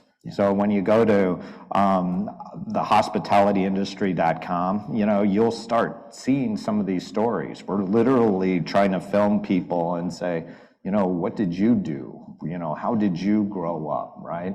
Throughout the industry. And I think it's just phenomenal. I mean, going back to Edinburgh, to hear some of the stories there too, right? So it's not just a US phenomena. It is an industry phenomena that wherever you go in the industry, you can succeed and you can do great things. Yeah, Mike, you gave a great story about how do you to find talent where they are. Right. And you should give an example of, can you create programs for them, entice them, attract them? But you gave a great story out in the hallway about you got to meet them where they are relative to almost out of context. Can you share some of that story with the audience? Be happy to. All right, so I can talk about my kids now too. So my youngest is a rower. I'm not sure, anybody really familiar with crew here? No, not a thing. Okay, exactly. But I was in Boston this weekend, and this is the big regatta for the weekend called Head of the Charles. There was like 400,000 people there. There were, I don't know, probably, they said 47 different states were represented and 17 different countries. So it was packed with people. But what was interesting is it has kind of a carnivalesque like atmosphere. You know, you could get your elephant ears and corn dogs there as you're walking down the kind of the midway. And there's every type of rowing type of thing, ergs, what have you. And then I turn and it wasn't like a small little kiosk. It was a massive state. An investment bank actually set up, if you kind of peered behind the curtain, desks where they were interviewing people. Crazy, right? I mean, but when you think about it, I don't know, any of you have swim kids, right? I mean, swim kids, my middle one was a swimmer, so it was horrible because they swim for 30 seconds, you wait around for all day, then they swim another 35 seconds. Sometimes you turn your head and you miss the race. Well, rowing is worse than that because they actually row and that's it. So there's a lot of downtime. I mean, so having a kiosk there to start interviewing, you know, new applicants, kind of ingenious when you think about it, because the investment bank, they're looking for Ivy League kids. That's kind of what the rowing jam is, a lot of Ivy League kids. You know, they're looking for people who are smart and motivated. Well, that's generally, if you look at a rower, they work on these ergs, beginning of the morning, end of the morning, very disciplined, what have you. But at the end of the day, you say to yourself, my goodness, these are people bringing their process to where the talent pool is. So the long and short of it is, think about where your guys' talent pool is. Where does that make sense? I mean, now we know what Michael Bake does on the weekends, corn dogs and missing swim races. So that's what you have to get. Let's go back to the hospitality space for a second. And, you know, Adam talked about flexibility as an expectation of job seekers today. And so what have you learned, or what are you hearing about either brands or property management groups or any employer doing that's especially unique, especially in the hotel space, around scheduling flexibility? Is there anything we can learn from that? I think there's one of the things, as we're talking about flexibility, what is that flexibility translate to? I think there, you know, many brands are investing now into, you know, day of pay. So there are actually folks, you know, it's a process. You got to look through your process and how you do it. But they're actually looking at how do you pay someone during that day or during that shift or during that gig, right? So you're kind of adjusting your processes much differently than when you and I were there at Hyatt. So that's super interesting. So first of all, anybody in this room use you know, same day pay tooling or experimented? Okay, a couple of folks here. So great. You know, I think about that, and you just sort of said two things which didn't go together: same day pay, but also think about it as like a gig, right? And so, do you feel that helps put in the mind of the job seeker that this almost operates a little bit like a gig? Like I don't have to wait 2 weeks because my alternative is maybe go drive Uber or something like that for a couple of hours and get paid right away. Do you think that's a way to think about it? Well, I think the ones that are going to win are going to be able to figure how to build that out in a construct, right? How do you put multiple gigs together so you ultimately build that longer term career path? And I think hospitality is probably well positioned to do exactly that, right? Because I think as people progress through their career, they're going to want something that's a little where I think the nature of their work is going to change, right? And that's where I think, you know, having tools to be able to do that. And, you know, scheduling is just going to be so critical. And hiring is going to be so critical because you're going to want to hire that person who gig worker now, but potentially might not be there in the future. Yeah. You know, when Adam was sharing the stat about, you know, the job seekers applying to 16 jobs, I saw your face. You were kind of like surprised by hearing that. Is that something that, you seem like you're generally surprised, quite honestly. Is that fact something that you see in the market, in the hotel space, or because we just don't know and job seekers are ghosting, and so that's sort of an unknown, if you will. You know what, here's the quote of the day, right? Getting a job is such a pain in the ass, right? I mean, everything about the process is just so tough. And so when people are replicating that 16 times, I was like shocked. Why would you want to put yourself through that kind of misery? And so hence, when you start seeing those other stats where 90% of the friend of a friend, right, can get you that. What a great thing, right? When you can actually, it's kind of, okay, instead of being 16, maybe it's 5. Maybe, I don't know, maybe someone has 16 friends that they're doing that to, but I doubt it. I think there's probably the more accurate ones probably in the 1 to 5 range, and you can get right in there. Got it. So let's talk about Amazon for a second. You brought it up. Amazon's a major competitor when it comes to hiring. One fact, I'm not sure we shared this yet, that Amazon is known for making hires within, can you guess how many minutes? I'm guessing 20. 45 minutes. I think we had this conversation, so Mike's cheating. 45 minutes, Amazon is able to make a hire from the point of first interaction.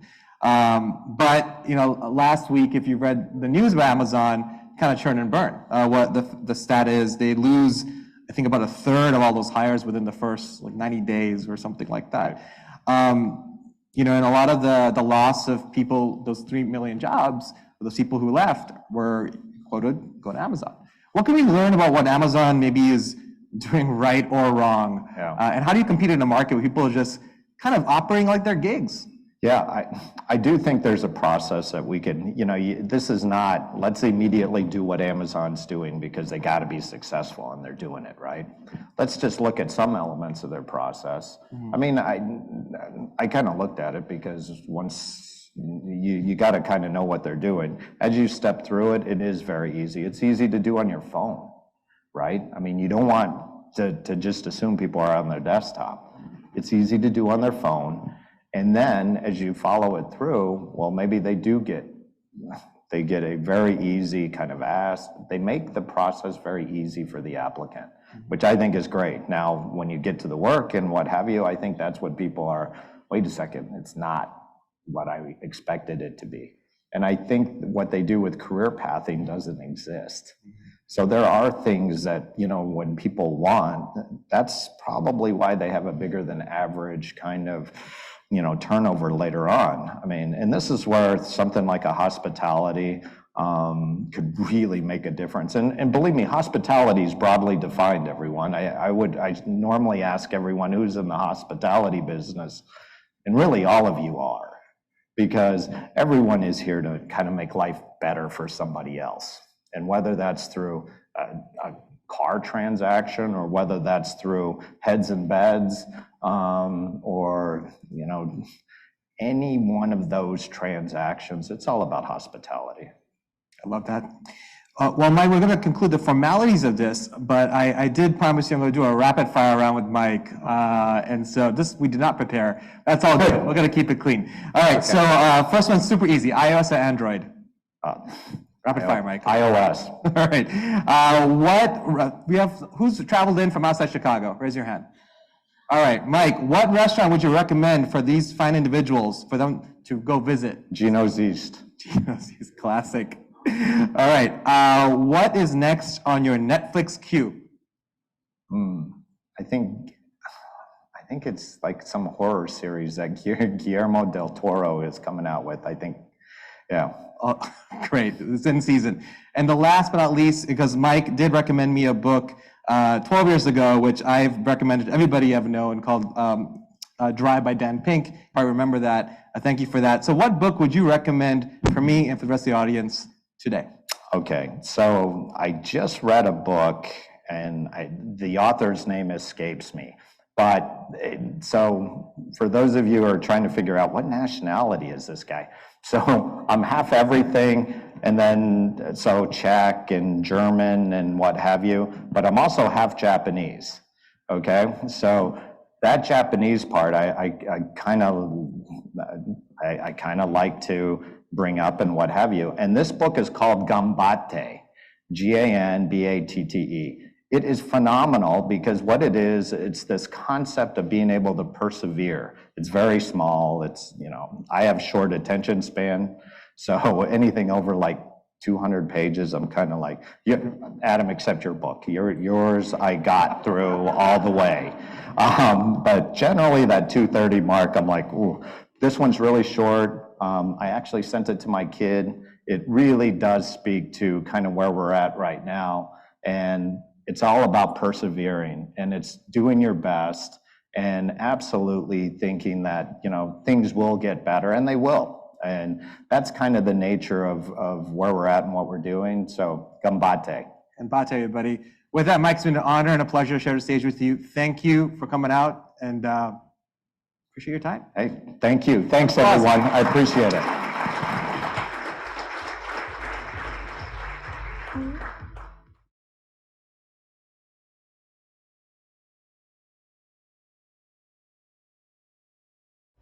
Ladies and gentlemen, please welcome Kristin back to the stage. Hi, all. Who had a good lunch? Chris Garrett, did you have a good lunch? I had a great lunch. Awesome. Who talked to someone they hadn't talked to yet? I did. Andrew did. Chris did. Awesome. Well, welcome back. We have a fun afternoon planned for you. You get more Anil time. That's all I ask for in life. He is my partner in crime at 3 in the morning slacks about crazy ideas he has. So really excited to bring him to the stage. What he's going to talk about is super important. We heard Mike talk about how important it is for us to open up how we recruit, think differently, bring more people in. Fun anecdote for you all. This hotel is where I had my first internship at 16 years old. I won't tell you how long ago that was. Thought I wanted to go in the hospitality industry, still do. My parents made me go to business school instead. It's full circle. Now I'm in business supporting hospitality. But it tells you how important branding, recruiting, unique sourcing is to get people into the fields that you guys are. And so with that, let me welcome Anil Harjani to the stage. Thank you. All right. So when my marketing team asked me, when do I want to come up on stage during the day at Elevate? I said, I want to come right before lunch and right after lunch. And here we are. So, I'm going to do one thing. Everybody's just got to stand up for 1 second and just take a little stretch. Come on, you can do it. Up, take a little stretch, get the blood flowing. I know you just had lunch. We're going to be together for the half an hour. Say hello to somebody you don't know. All right, sit down. All right. Let's get going. I'm super excited to talk to you about what we're calling just unique sourcing. And while the title of the slide, maybe has some mystique to it, I think you'll all relate to the substance of the conversation. So you heard Adam speak about today's hiring challenges and what organizational leaders can do to get ahead. And I wanted to dive deeper into one aspect of Adam's presentation. And it's this whole idea of having hiring via referrals and general relationship building via networking and connections. I want to highlight that. Remember this word, relationship building. That's going to be the common thread throughout this whole presentation. If you think about it, this is how most businesses make their best hires today. It's becoming less common, just post a job and have dozens of individuals you've never met before knocking on your door, looking for a job, waiting to take your product, essentially. And then you're done. Most of the time, there are other channels mixed in there. Other folks you've been in touch with maybe individuals who are candidates for a different job, but weren't the right fit. Maybe internal candidates, former employees, or referrals from existing, and even former staff. I guarantee you these are the types of relationships that over your career and even within your organization, that has come true. It's definitely come true for me. So while of course job boards and more traditional channels are a critical aspect of great hiring strategy today, is really becoming less common for these channels to really come to fruition, to direct the hires that you want, and to be the only sole source of talent. More often than not, your best hires comes from relationships you've built over time. So let me give you an example. Let's say that you have a new role you need to fill. You post it on a job board and other channels and start getting applicants from there. You also reach out to some candidates you didn't hire from a previous role, you liked but just weren't quite the right fit. You also share that job internally and you start driving some referrals. and you consider internal moves too, your options are just expanding as we talk about this. You now have dozens of candidates. Which candidate of those you're more likely to hire? Right? Chances are the people you've met before, rather than the brand new candidates, you are essentially strangers to you. Someone you interviewed already who came through a job board maybe months ago could be a great fit for your role today. Or maybe a referral from a top performer in your company, or even an internal hire from a different team.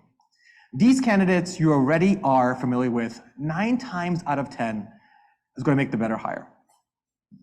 So let's take a step back for a second. We know that great hires come from almost always great relationships, again, a common thread. So why does a typical hiring process kind of go against that concept? Traditionally, the process goes like this. You open up this new role, you post it on a job board or other channels, you get some candidates, and you go through your hiring process and pick one of them for that role. And then you just close the job. You start over for the next role, right? Adam talked about this, somewhat reactive, starting from scratch every single time. It's very linear, it's very singular focus on one role, one set of candidates, and then you move on to the next and start over. There has to be a better way. It really doesn't leave room for the idea that anyone can interact with you from a talent standpoint. Needs to be constantly nurtured and constantly engaged with. Think about it like your sales and marketing efforts. Whether a contact is a new prospect or a prospect that is deep within your sales funnel, or whether they're already a customer you constantly engage with and build that relationship over time. Let's bring this relevant analogy to illustrate this further. Apple, probably everyone in this room has at least one Apple product. Now, obviously, Apple is arguably one of the most iconic brands when you think about consumer marketing. But over the years, their awareness campaigns, if you pay attention to them, as well as targeted campaigns to other brands, have been memorable to say the least. But Apple, like so many other brands, also conducts targeted nurturing of existing customers over time.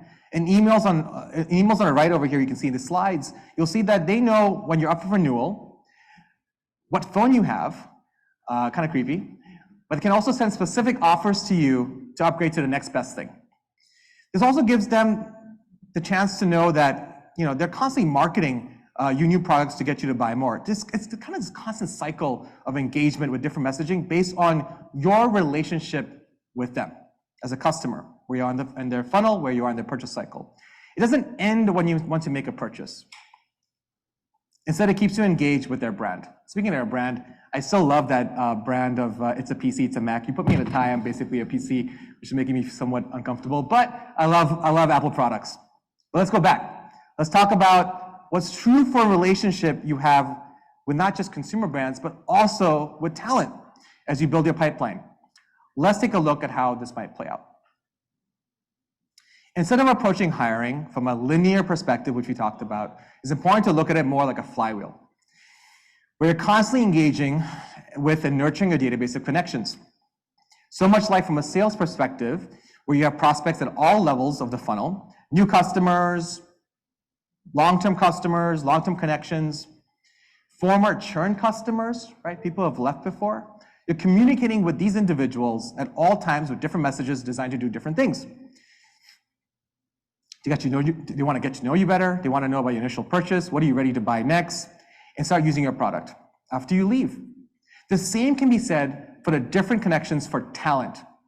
You have applicants, candidates, both current and former, new employees, veteran employees, alumni, and you can nurture these individuals with different messages to have a continuous pipeline of talent. Wouldn't that be great? A continuous pipeline of talent. Proactive recruiting. Maybe your veteran employees is a good fit for new roles, or your alumni can connect you with one of their peers in the industry. Right? Think about it. Someone who left your business can still be a referral. That's a channel. If you get this constant cycle of nurturing and engaging right over time, you always have someone bubbling up that's a fit for whatever new role you open up. We're calling this talent relationship management, or TRM. The key is approaching hiring in this way also helps you decrease time to hire, right? Adam talked about the average length of time, can be between 21 to 29 days, depending on what industry you're in. And the longer you wait 7 days, it's over, right? But if you don't wait and you're proactive, you shrink that time from 7 days, maybe down to 5 to 4, because you have that relationship already, you're in the game.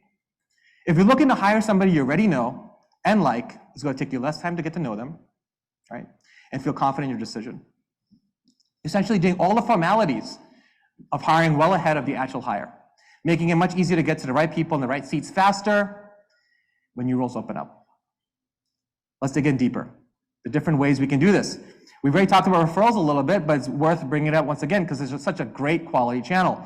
You build and promote a program internally that incentivizes existing employees to refer their network of peers to open roles and in turn get paid when a hire is made. It's a great thing. Of course, Hireology does have Hireology referrals. You can run those messaging campaigns, manage the incoming referral candidates, keep track of payout amounts, all the good things. We do that today. It's the most effective channel, and we're building on top of this going forward. So beyond referrals, what else can we do? Next is retention. Now we know retention is a huge challenge, and look, there's no silver bullet. I'm not here to solve all that problem for you, but we can do some things a little differently. Even some of the biggest competitors, we talked about Amazon in the last panel, about the recent report. This is the fact, again, less than a third of Amazon employees stick around for more than 90 days.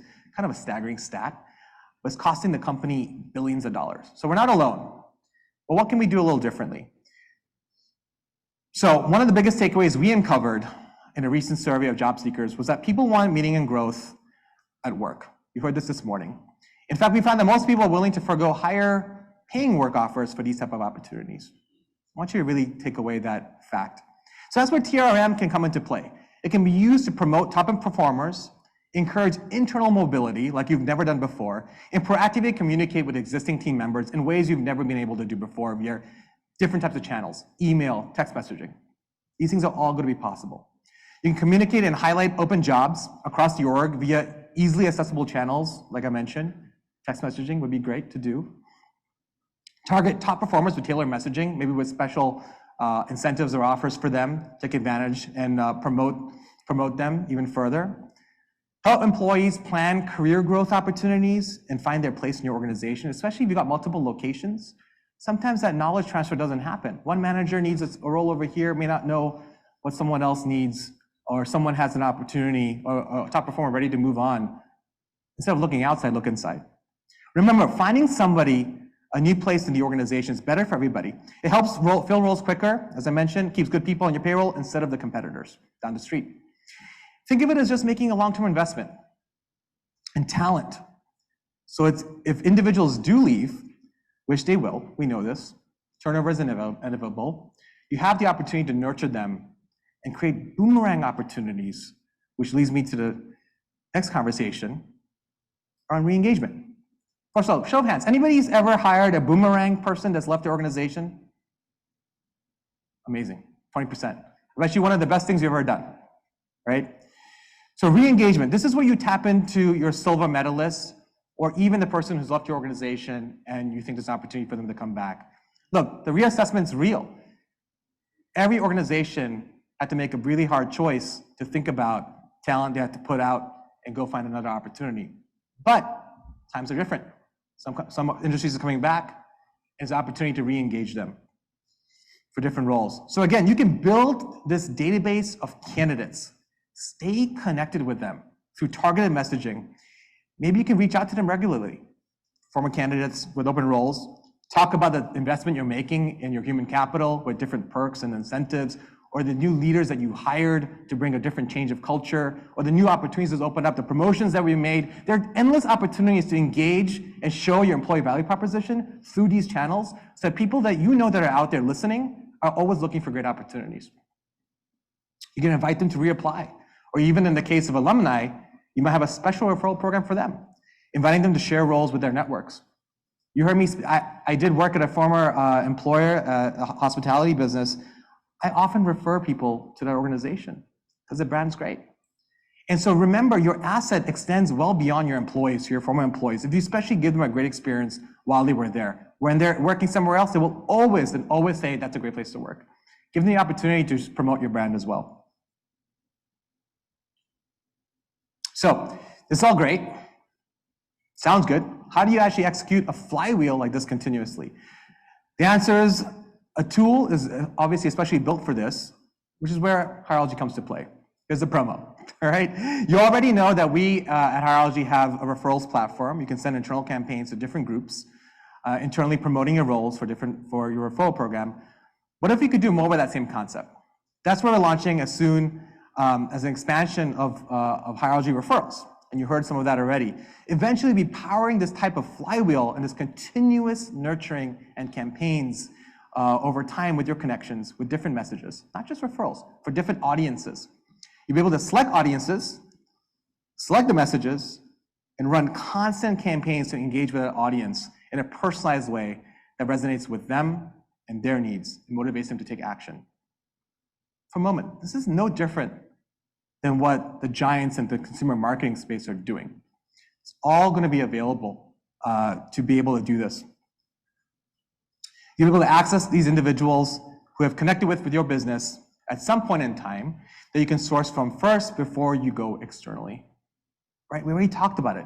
9 out of 10 times, if you have a relationship with somebody, if they understand your brand and your value proposition, you engage with them in some capacity, time to hire goes down, better for your business, better than going outside. So let's look at some of the outcomes, right? Some of the stats on the screen. We'll share with you some of our current customers at Hireology and how they're already doing some really innovative things. So this first one on your left, I think you got my point. Yes, my right. Perfect. This is a staffing agency. They sent a welcome text on day 2 and an email on day 8 of a new hire asking for referrals across hundreds of offices in the US. It was all automated. And the stat speaks for itself. They get 2,700 referrals just engaging in this way. Right at the moment that someone joins an organization, those endorphins are pretty high. I made a great choice. This is awesome space, right? First day, get taken out to lunch. The people are great. I want all my friends to work here. They just capture the opportunity in the moment that it matters most. 2,700 referrals. Retention. So in this example, I want to highlight some of the messages they're sending, this organization is sending to employees. They're sending about 194,000 messages to people internally to explore opportunity within their organization. It's obviously a large entity, but they're doing some other things too that's pretty interesting. Not only are they just promoting jobs, they're actually engaging their employees to drive reviews on Glassdoor or Indeed. Some of you may know Indeed did purchase Glassdoor, and now you basically have 1 or 2 spaces to demonstrate your employer brand in these large marketplaces of a place to work. Basically just like Yelp for employers. And so we'll be able to enable you to get your employees to promote your brand as a great place to work, just constant messaging in the right moment. And others are actually using it pretty creatively. This is slightly outside of scope, but when you think about engaging employees, what matters most is obviously their functional needs, but you got to think about their emotional needs too. We actually had a particular customer who sent out a mass text message to make sure employees checked in terms of their safety and wellness during Hurricane Ian. Mass text message using our current platform. And that's because they realized that employees were displaced, maybe not have access to reliable email and connectivity. You just want to make sure they were okay. Check in. Let me know how you're doing. What else can we do to help you, right? An employee who cares matters more than anything else. And the last stat over here around re-engagement, we found that among our customers using this today to re-engage their silver medalists, it's quickly becoming the top source of new hires. 30% of individuals who were actively engaged for a new job, so literally targeted and said, hey, we know who you are, 30% of those individuals that were targeted ended up getting hired. The facts speak for themselves. Doing this works around re-engagement, around retaining, around referrals, and we believe this is going to be the way we're all going to need to operate to get our best team going. So to summarize, Hireology TRM, Talent Relationship Management, helps you manage the full scope of recruiting and HR needs. This include, again, achieve your hiring goals with referral campaigns. You can drive retention and brand and internal mobility within your organization, and then reconnect with previous candidates and former employees for boomerang opportunities. So you're probably wondering when we can do some of these things. The good news, as you can see on the slide, we already have the capabilities within referrals, and we're going to be making investments with many of you in the room as power users to really help us build for the future, which is around the retention, internal mobility, and re-engagement. And much of this can be streamlined, and the good news is, if some of you saw some of the releases we did over the last quarter, we actually have about 40 different payroll and HRS systems that are connected to this platform already today, which just streamlines getting employee information into the system. So now you're going to have your entire talent database in one space. Never done before, where you can engage with them, much like a sales and marketing channel. All right, so that concludes what we were talking about as it relates to TRM. I could keep going for a while, but I'm on a clock and I'm watching it carefully. So the best way to really learn about these strategies is hearing from individuals like yourself in the audience. And we assemble a great group of talented folks to come up and share with you what they've seen. So please welcome Keith Burke, Director of People Services at Cliff House, Maine, David Caesar, Senior VP at Always Best Care, and we've also got Bill Hernandez from Pinnacle Care, Vice President of Staffing Operations, and Andrea Schulz, Vice President of Team and Culture for DG. DG, please give a round of applause coming up.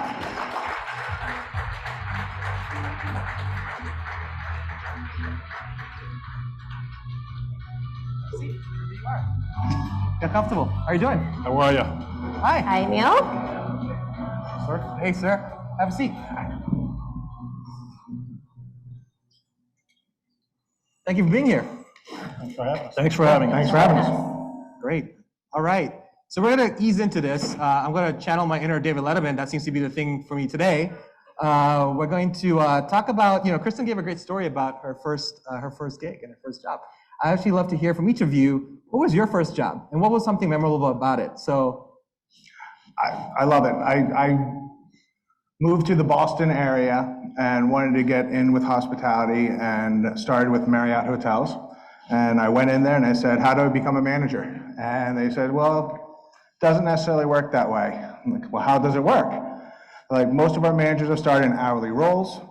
They work their way up, they learn the systems, they learn the methods, and they promote from within. So what do you have available? We have a night auditor available. Great, what's that? 11 p.m. to 7 a.m., sign me up. So I started out as a night auditor and have worked my way through many different positions in the hotels. I think it was, as Mike said, in the AHLA, there's so many opportunities in the hotel that people don't know about. So you just work, and grow. amazing. Great. Next. So it's a cool story. So my first job was at a store called Fan Club. Anybody remember that store? Did it make it this far? Anybody? No? Tell us about it. Sneakers.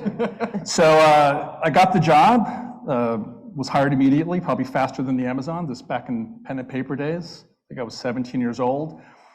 So the first few minutes of training, you have to measure people's foot size. And manager was awesome. My team was awesome. The atmosphere was a lot of fun. I just wasn't good with feet. So I didn't last long there, but yeah, that was my first job. So today I don't deal with feet, but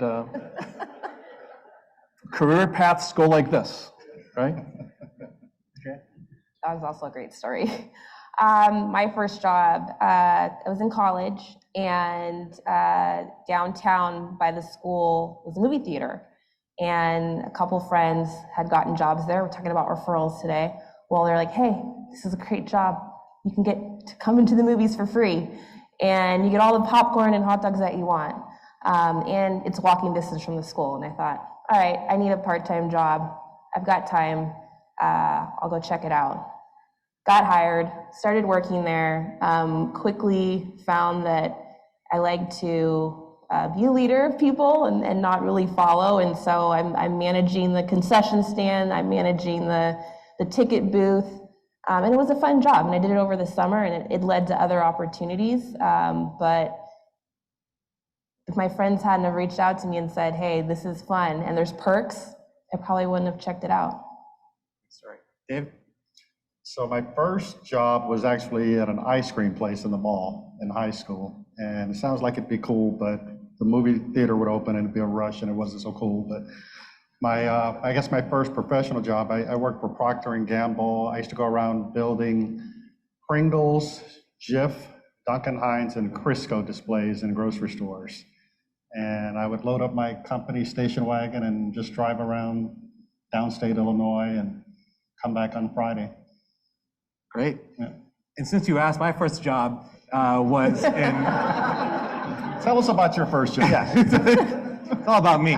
My first job was, I don't even say I sold. I got people to sign up for a credit card at when the Cardinals were playing in St. Louis. So worked the stadium and I watched, I think I watched McGuire hit his sort of big sort of record number of home runs, and that was fun. So that was a highlight, if you will. Well, I love some of the career advice. Maybe so you're saying career advice, don't walk in and say, I want to be a manager. Is that what we're saying? Say it, ask it, it might not happen. Take the risk, the risk. But the feedback was valuable, and once I understood it, you got to understand what it was like to be a line level employee, so that when you do grow into a leadership role, you're able to manage those line level employees and provide more for them. Great. Well, thank you all for being here. We're going to talk a lot about sourcing in general. We'll definitely want to make sure we hear all your perspectives. We'll use our time to make sure we can share with the audience some of your stories as well. Let's start with the big question. I know it's super generic, but let's start, and we can go in any order, so whoever's ready. What are your biggest challenges when it comes to sourcing talent? So, certainly there's different parts of the journey and the process, but just sourcing talent, what is your biggest challenge today? And anybody can, whoever's ready. I'll go. So, and actually one of our franchisees is here in the audience, Charmaine, she's right here in Chicago. So, in talking to a number of our franchisees, the challenge isn't finding applicants. The challenge is in finding qualified applicants that will take the job that you have available for that open position.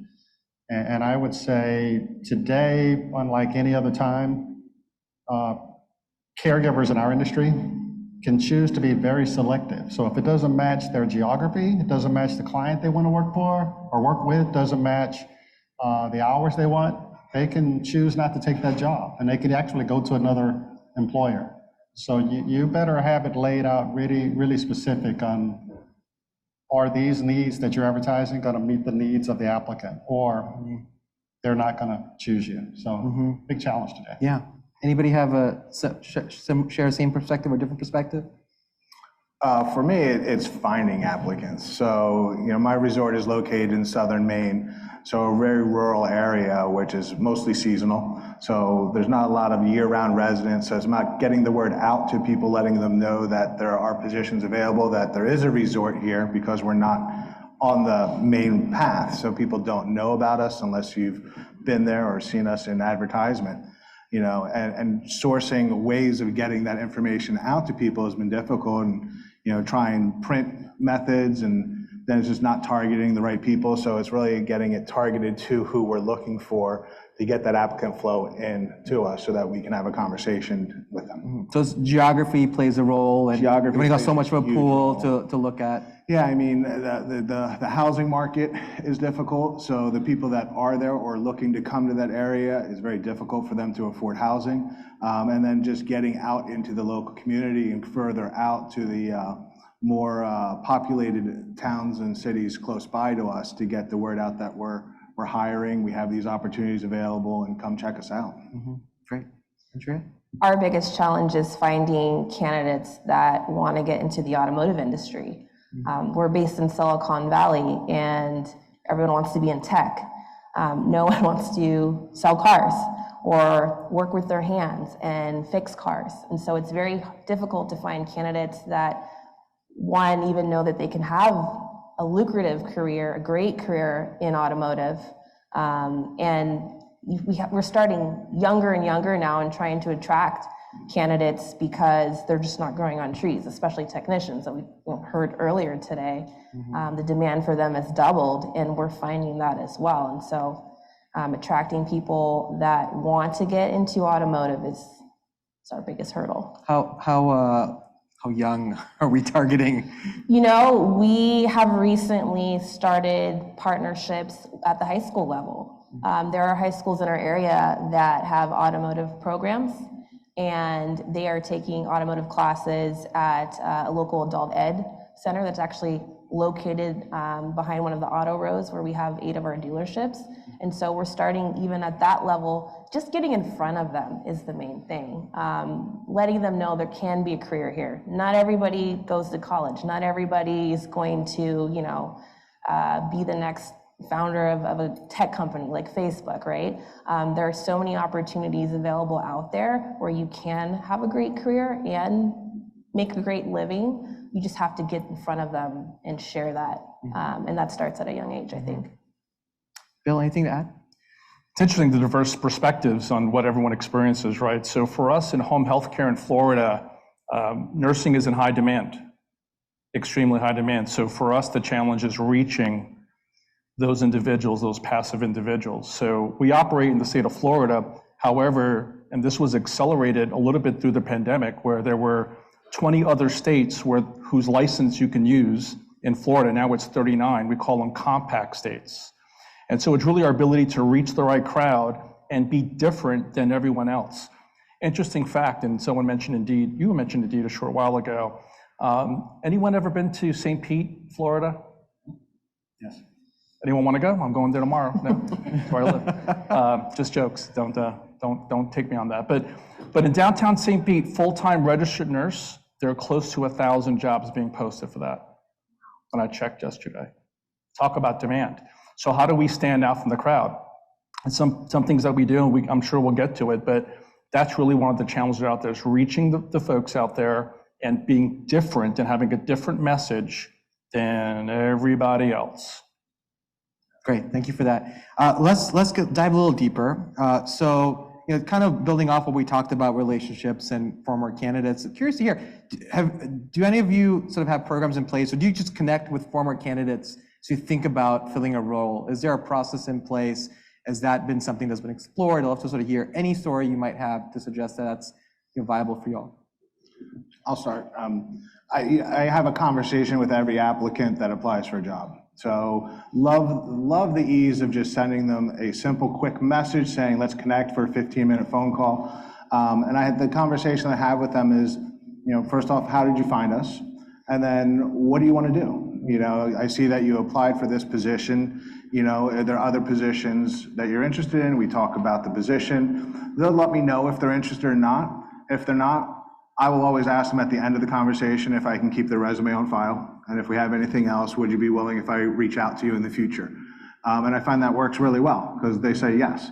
And I have a folder that I keep all my applicants depending on the different experiences that they have. And I have a referral program, that I can go back to and say, all right, we have this position now. This is a conversation that I had with them over the phone. They were looking for this type of job. We now have it open. Let me give them a call or shoot them a message and see if they're interested in pursuing that. It's great. Anybody have a similar process or a different perspective on how they manage that? We tag people, our candidates, in Hireology quite frequently. If they're not candidates that we're moving forward with, we'll say potential business office candidate or would be great for sales. And just because we didn't hire them now doesn't mean we won't hire them down the road. Something else we've done recently is we had a hiring event at one of our dealerships, and we went in and sent an email blast to every candidate in the last 2 years that had applied within that geographical radius. And you've got to cast a wide net essentially to attract folks and find as many candidates as possible. And in doing so, we were able to get a good amount of folks to come to our hiring event, and we're able to hire much needed technicians in that area, which are hard to find. And that was, just by using what we have already, but not just contacting candidates that have applied, recently, but going back further. Years. Yeah. And did that message how did you send that message? How did you think about that message to reach them or attract them? Like, was it, here's some open jobs, here's the date, or how did you think deeper about it? Yeah, I mean, we, so we're having an event. You may have applied with us in the past or talked to us in the past, but we'd love to re-engage. These are the roles that we're looking for. Please come by or reach out to us if you'd like to schedule an interview time with us. Great, great. Yeah, so for us, when we look at our franchisees, it's less about having work available, because the work is available. It's more about, does the work that you have available match up with their specific need at that given point? And so data becomes key. So if somebody's coming to your system for an interview, an applicant, even if it's not right for them right now, it's really important for the recruiters to capture all the information they can, so they can stay in front of them through newsletters and mass text messages. And so when a job does become available that fits their need, it's easier to get them on board. Yeah. Bill, what I'm hearing from three of them are sort of taking a very empathetic approach to approaching the candidate, as opposed to like, you're applying for my job, I got to screen you, to let's learn about you a little bit more. Is that kind of how you approach the roles? Or I want to know about what your needs are, what they are. Or is that how you approach it, or you approach it a little differently than maybe these former candidates, or maybe they're not right today? Do you have a process by which you kind of screen that? Yeah, we do want to collect some information up front from someone. I think knowing what they want to do, where they want to do it. Interviews are important. I think Hireology, one of the cool features beyond tagging you mentioned, is the survey you can push out to folks. You can ask questions that you want to, really collect that, and you can review that at what's at your leisure, as well as they can fill it out theirs. So there's a convenience component there. But capturing what their desires and needs are up front, I think are important to use those processes or that technology, such as the mass texting, et cetera, to keep in contact with them. One of the additional things we do when it comes to brand, right, to differentiate yourself from the crowd, is we'll push out, bit.lys or short little vids of our CEO dancing or our controller dancing, or just things to keep them connected to the culture, right? So when that night comes at 10:30 and they had a really bad day and they saw the true face of the culture of their area, and they don't have a culture, they think, you know what, I remember what Bill said. Remember what they sent to us, and all of a sudden now we're reconnected, and then they go through the process, and they come to us stronger than they had in our first interaction, because our behaviors proved out to be very consistent to how we've been messaging them. So everybody's gonna go back and tell their CEO to put a dance video together. Adam better get his dance shoes on. I was just going to ask if you could start copying us on those. Yeah, we want to get those too. I kind of want to watch this video. I'm just reading what you guys are putting on the screen here. It says, it says move on. Fantastic. That is a unique sourcing, if I gotta say. So let's keep going here. I'm sure there's more stories to share. Have you any story here about you've hired a former employee, so essentially a boomerang employee? Would you be able to share your experience of how that happened? Systems aside, just share that sort of relationship-driven experience. Okay. So again, at the franchise level, because you're working in our industry, caregivers, home care industry, you see a lot of things that happen that may affect somebody's life. Car breaks down, sick child, housing. And so, but through the nature of our business, you're going to see caregivers boomerang in and out of an agency. At the same time, as much as you hear about all these different caregivers are going to be needed, there are only so many caregivers in a given market, regardless of how many you think they're there, at least with the good ones. So we really encourage our franchisees to stay in touch with those caregivers, whether it's through newsletters or you mentioned mass texting.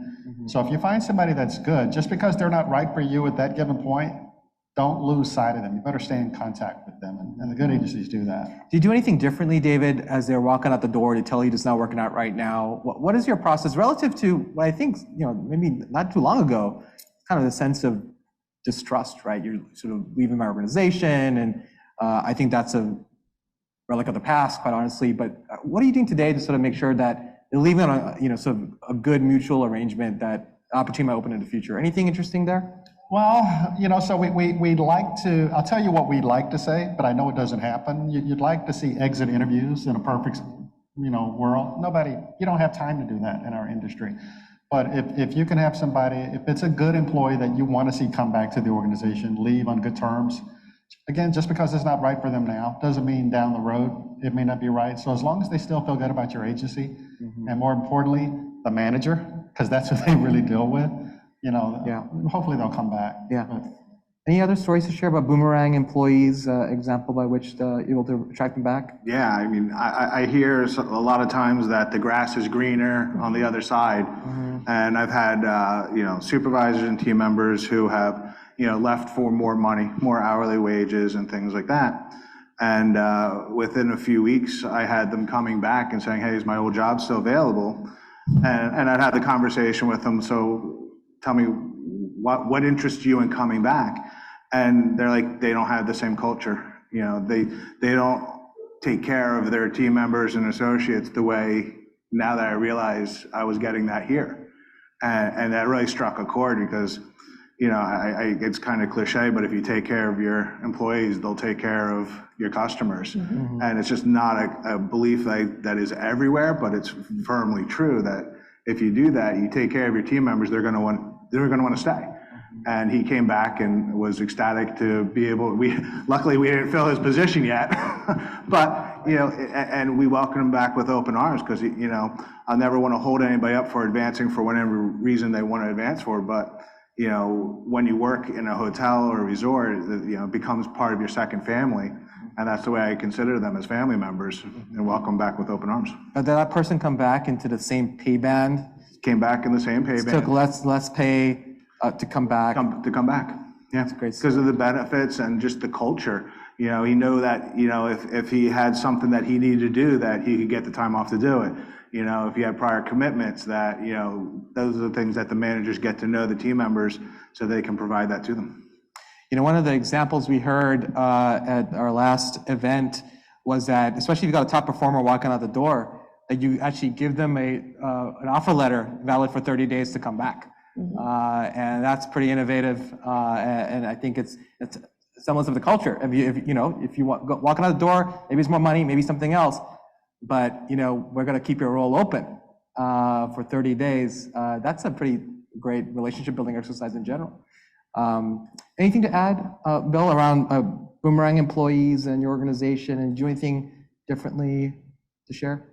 Yeah, I think the culture piece is really key. It was mentioned earlier today about compensation not being the primary driver of folks leaving. That's absolutely correct. The exit interviews that we've done, and we capture the reason, we have reason codes for separation or leaving, and that's not in the top 3. And I think we have about 20 reasons that we have from a coding standpoint. It really is the culture. They leave and they have experiences and they want to return to the company. Something that we do that culturally we do as an organization is when we interview someone, one of the questions that we ask that we believe is extremely powerful is, what would be a reason to cause you to leave us? And we get that answer way upstream. And so that person will reveal to you, right, if it's life balance, if it's taking care of the kids, if it's career growth, if it's financial, if it's, they'll reveal that. And if you use that correctly way upstream, you don't have these, and I think you guys are looking at me different direction, right? Way upstream, sorry. Then when you get to that point of decision where someone leaves, you have to recognize how, they're really serious about going. At the same time, as you've mentioned, if the culture was there the entire time, you can't beat it, right? You can't fake it till you make it when it comes to culture. And so those are the folks that we come back. One last thing I would add, every single Monday in our organization, we do a new hire orientation. It takes place 8:30 Eastern time every single week, right? And after we get past all the, hey, can you hear me? Mute, unmute, those moments, right? You're muted, still muted. Moving on, right? So when you get past all that and we have people introduce themselves, and some people will say, I've come back, it's a very similar story. I went somewhere else, I thought it would be, I'm paraphrasing, went somewhere else, I thought it would be better. And we as a company, we really should record that and promote that, because we hear that every single Monday when we have people come in. Our class sizes are anywhere between 20 to 35 employees per week. And we have at least 2 people per week returning. And sometimes some of them returned from 5 years ago. Wow. Interesting, right? So thanks for asking the question. It's a great question. Love it. Let's talk about employee referrals. Certainly, we're a big fan of that at Hireology, and we certainly know that some of you definitely love that element of your programs. Can you give a story about where you've actually made how you engage with employees to drive referrals, what success you've seen, what have you learned, what works, what doesn't, how do you design it? Any lessons to be shared or tips with the audience? Our referral program is quite robust. Some of our best team members come from referrals. And we do email campaigns, typically seasonally or quarterly. We may change how we're presenting it. Holidays are coming up, put some extra cash in your pocket. We know you know a friend. So we'll do the campaigns strategically throughout the year. We also make a point, we also have a new hire orientation every Monday as well. Thankfully, it's back in person. But we encourage all of our new hires during the onboarding process and also at orientation, constant reminders of our referral program. And then our existing team members, when we are out in stores or doing visits, we are making a better effort to talk to people and remind them in person about the referral program. A lot of times they'll go into a dealership and you'll focus on the sales end of the business and you'll forget to walk the shop. And we need technicians. So walking the shop, talking to technicians who normally have friends that are technicians as well, and they may not work for us, but being very proactive about getting to them at their level. They don't check their email, and a lot of them don't like text messages. So talking to them in person is huge for us as well. Any particular selling points you hinge on when you're talking to this highly skilled labor, has lots of options available to them, but know somebody at your business? What are you sort of hinging on that moment? How are you selling that opportunity? For us, it's our culture. Our culture is hands down, I think it's one of the best places to work. We have been voted a best place to work in our area for 12 consecutive years. So that speaks volumes for itself. Thank you. And to your point earlier, that's our employment brand. It's the biggest piece of our employment brand is how our team members feel about working for us. And so even if they leave, or even if they're currently working for us, because they know that we are a great place to work, we're going to take care of you, we're going to present you with growth opportunities and training, and we are going to have an environment where you're family. That's the biggest selling point for us. And so for them to have a friend who maybe is working at a dealership that's not like that, and they know that, for them to share their experiences with their friend, that does the job for us. Right. What I think was insightful is that your employee referral program is only as good as it's based on top of the culture that you built. And anything to add, David? Nothing really to add. I mean, our program, because we're a franchise organization, it looks different in some cases from agency to agency, but it's usually based around a minimum number of hours worked in the first 90 days. And when I talk to franchisees, from what I hear is, they tend to say, well, I don't get that many caregivers through the employee referral program, but then when you look at the retention rate, it's pretty high. How much higher have you had to do an estimate referrals? 4 times. 4 times higher? Yeah. Great. Anything to add, Bill? So since you do orientations Monday, we can just save money and do one big Just orientation. one big orientation. Welcome more registered nurses to your automotive company. So you'll get that later, I guess. But so when it comes to what we do, that probably be unique to what hasn't been shared is we try to create an emotional attachment to the program. What do I mean by that? So our referral program as it exists today is cash-based, right? After a certain amount of time, the person you referred is with the company, you get a payout. If we just live there for a moment, what we currently do is we go back to those folks and we go, hey, how'd you use the money? And, right, people have paid off loans, cars, said something with their kids, got a gift. We capture that testimonial, and then we'll push that. We won't use their name. We'll just say, a clinician, et cetera, and we'll create that emotional attachment. It's also real important to recognize, I think it was mentioned a little bit earlier, whether you call it cohorts or groupings, right, is how you message folks, right? So if someone's talking to me, 50-year-old guy, right, with 2 teenagers, one in college and one in high school, the way you're going to message me is a little bit differently than the way you're going to message me, maybe someone's a recent grad, right? So you want to also be thoughtful about the messaging. And so when you think about, hey, I was able to take my kids for a long weekend somewhere, that's going to mean something more to a certain subset of your employee population than it is going to be others. So it's really putting some thought behind it. Our next evolution in referrals is going to be, providing a program that provides experiences as opposed to just a cash payout. So we're working with a couple of vendors to do that as well. But the platforms you guys have is pretty cool. The messaging is easy to do. The link has very little friction to capture what you need. And on the back end, we see it within seconds.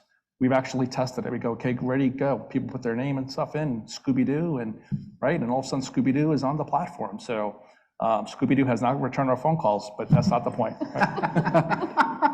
Keith, anything to add on top of Scooby-Doo? Yeah, we're gearing up. So, being in such a seasonal area, we're fortunate enough to have a lot of international team members for the season.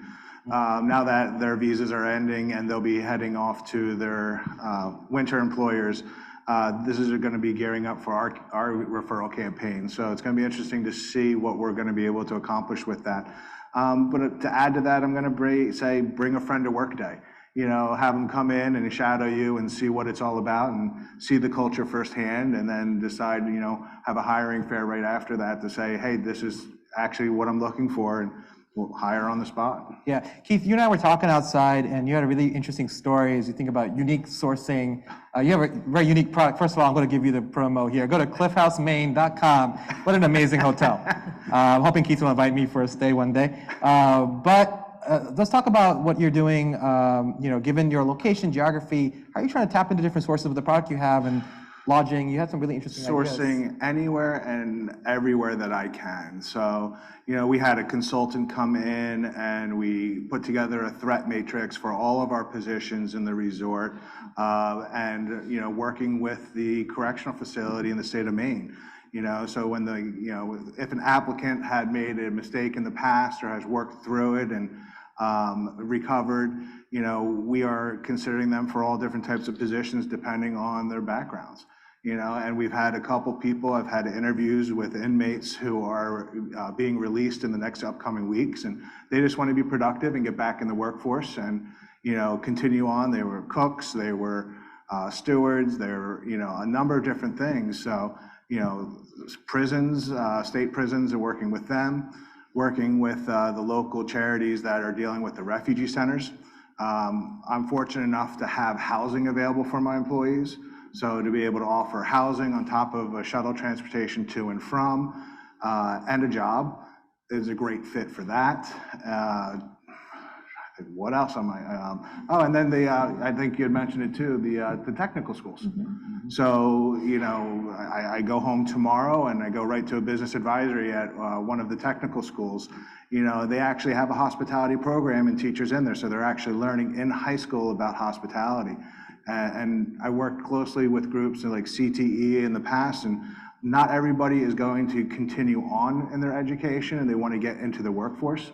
And to be able to offer apprenticeships and internships with them and get them involved and get them knowing about what you are about and how you operate and the culture that you're, and developing them. I mean, it's all about, showing them the path to what they want to get to in the future. Great. Thank you for, go ahead. I was just going to say, we're also starting to see some of our agencies using QR codes on their vehicles. On vehicles? On vehicles. Wow, okay. Yeah, so you talk about quick. But not this small. No? Well, as big as it needs to be, Yeah. however the phone can capture it. But our Hawaii franchisee is doing that, and he's getting a lot of applicants that way. So we really appreciate all the things you're doing and we also understand your challenges. We're here to help you. Thank you for your time. I want to also make sure, because I'm the host, I can decide whether we do rapid fire round or not. Do I do it? Yes. All right. This will be easy, all right? This will be easy. So all you guys, we're in Chicago, it's a sports town. We want to hear favorite Chicago sports team. Down the line, starting with, and this will determine who's your friend at the happy hour, all right? So go for it. Bulls. Bulls? Seeing the Bulls tonight. Ooh. I can't beat that. I'll say the Bulls. Oh, man. Say the Bulls. Bulls. There you go. Not Bulls. And that makes 5 Bulls fans on the stage. I guess we're all going to be friends. Please give them a round of applause. Thank you to our esteemed panel. Thank you for joining us. Thank you.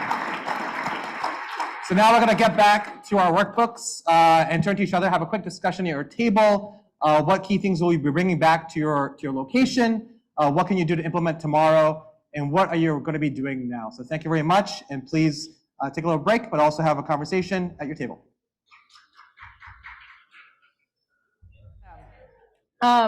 Well, hopefully you all took some key items from today. That was one of my favorite panels. Can we give a round of applause to those guys again? It was awesome. I too want to go with Anil to Cliff House and stay in Maine. It sounds amazing, but so many great things coming from those guys. Love it a lot. So attracting top talent is just part of the equation today. We're talking about more than just that. You need more things to build great teams. In this applicant-driven economy that Adam talked about this morning, it's critical to have tools in place to select top talent.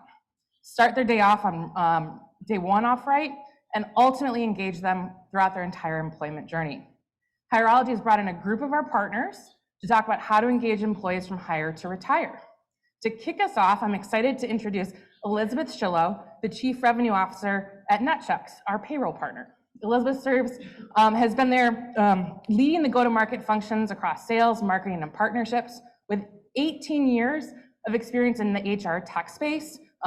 Ask her about where she's worked. She's worked so many different places. We could all learn so much from her. She was drawn to the opportunity at Netchex to bring together talent strategy, employment engagement, to accelerate growth and automation initiatives for the clients of Netchex and their employees. To continue to build on that learning, we'll also have a panel right afterwards. And so with that, please join me, in welcoming Elizabeth to the stage.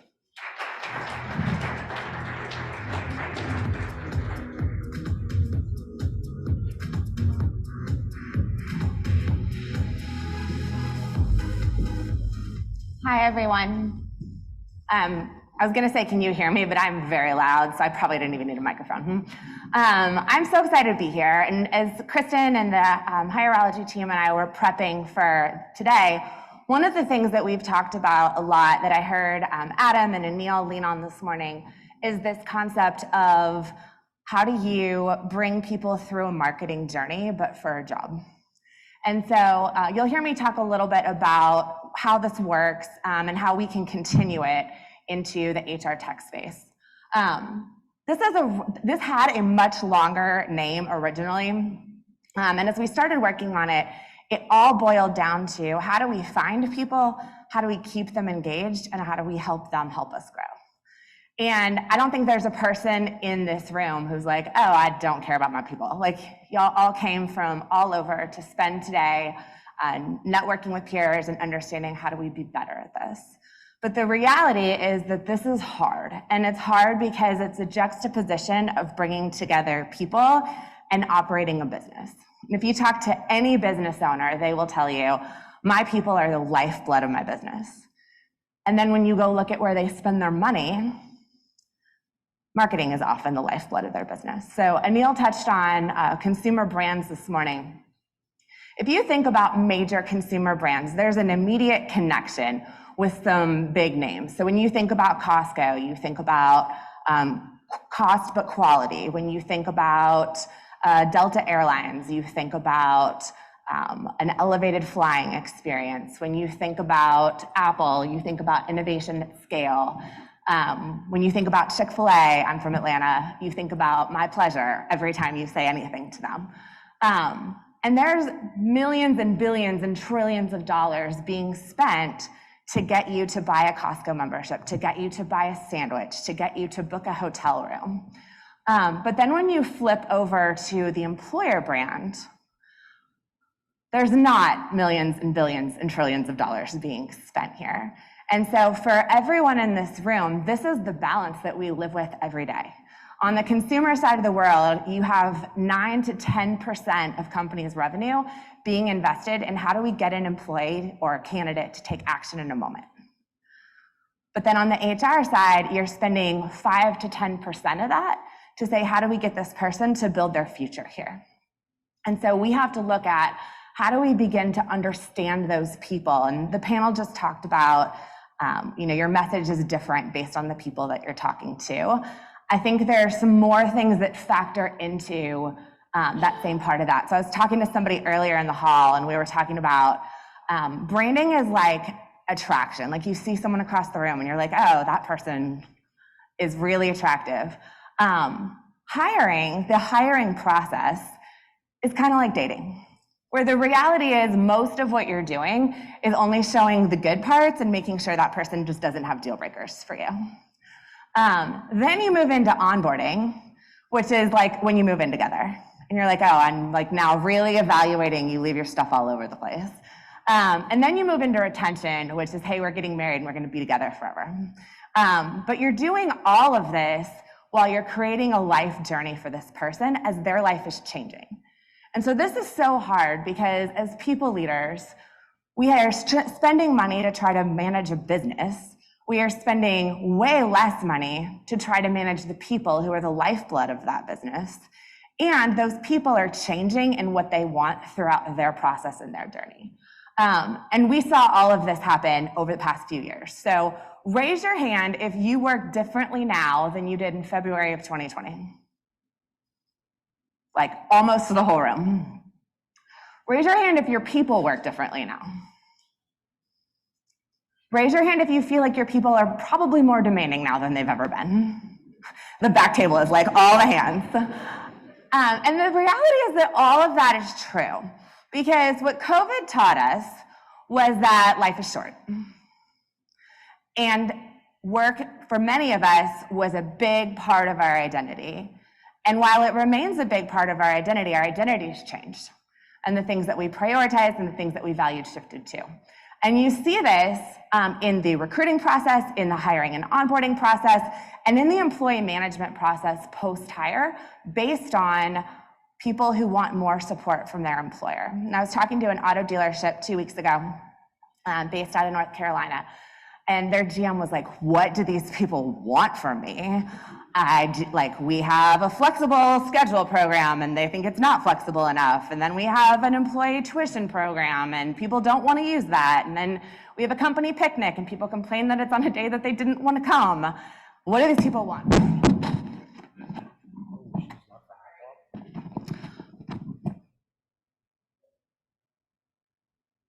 Can you hear me? Okay. What do these people want from me? And so a lot of what they're looking at is people want different things than they did before. People want different things based on their age, their experience, their demographic, the type of life cycles that they're in, and they are demanding an employer that supports that. And money becomes part of this, and flexibility becomes part of this. But understanding our audience the same way that you would understand whoever you're marketing a Costco membership or an Apple membership to becomes really critical. But it also becomes critical that we figure out how do we maintain that as those people become employees.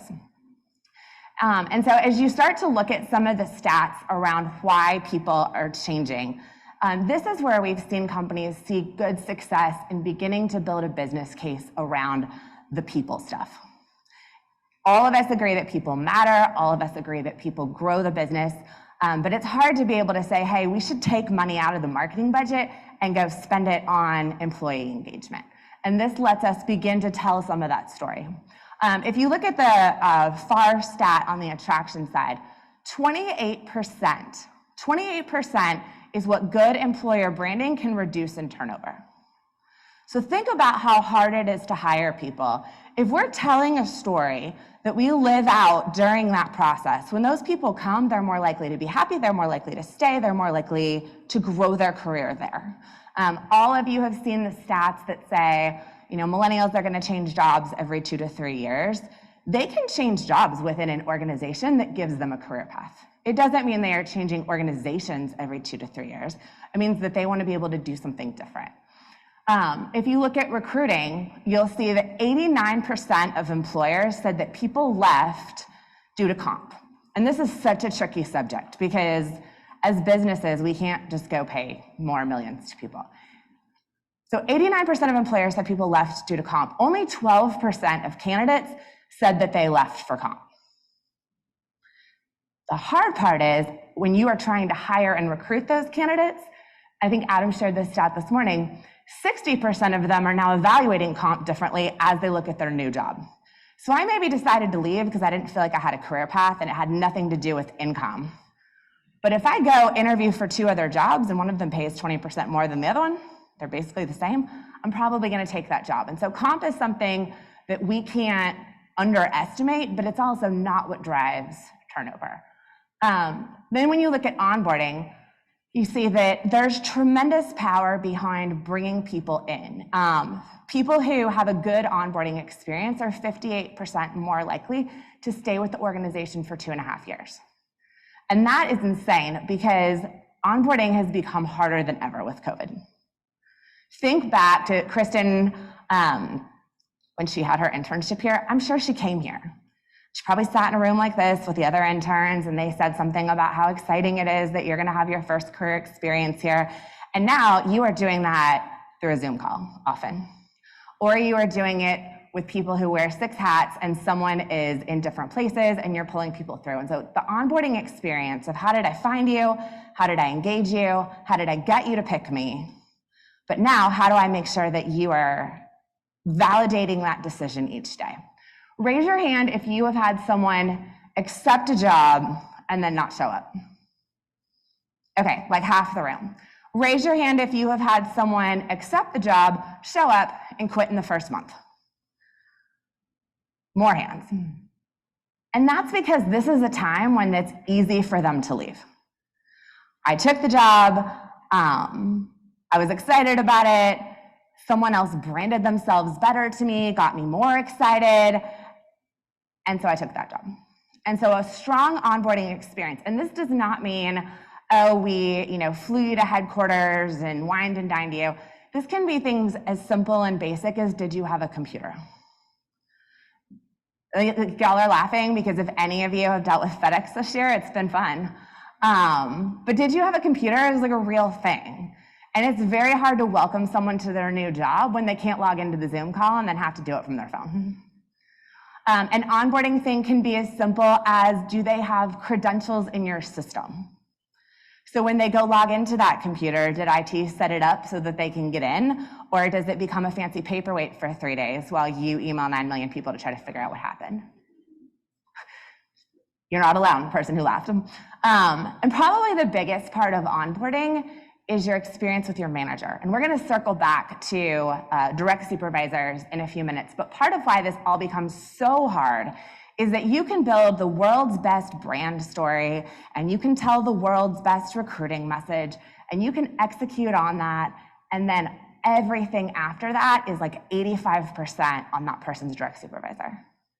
If they love that person and believe that they are gonna develop them and coach them and give them flexibility and career, advance them to wherever they wanna go, which could be to retire, they will love that job. And if they feel that that person is not doing those things, they become back at risk for all the reasons that have been talked about today. And so retention becomes so critical, and looking at how do we make sure that the promise that we give is not just the promise that we gave, but it's the execution promise when you bring someone into the organization. How does development work? And development can be a lot of things. This is traditionally thought of as learning management systems or classroom training. It can be career pathing. It could be money that you can spend on tuition. It could be literally anything that helps that person feel like they have a step forward to wherever they want to go.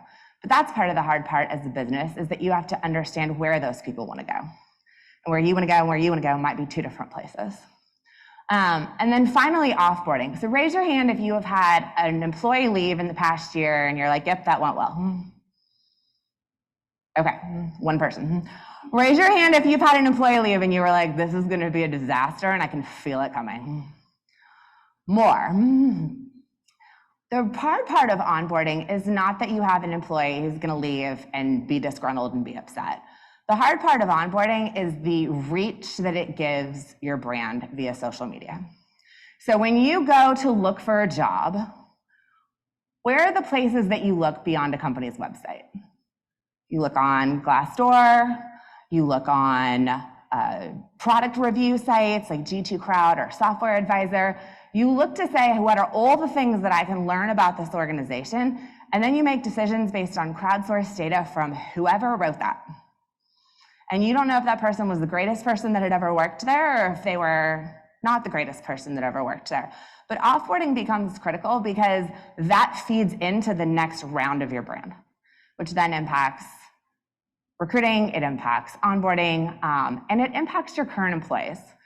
Raise your hand if you've had an employee leave and that team was better without them. A lot.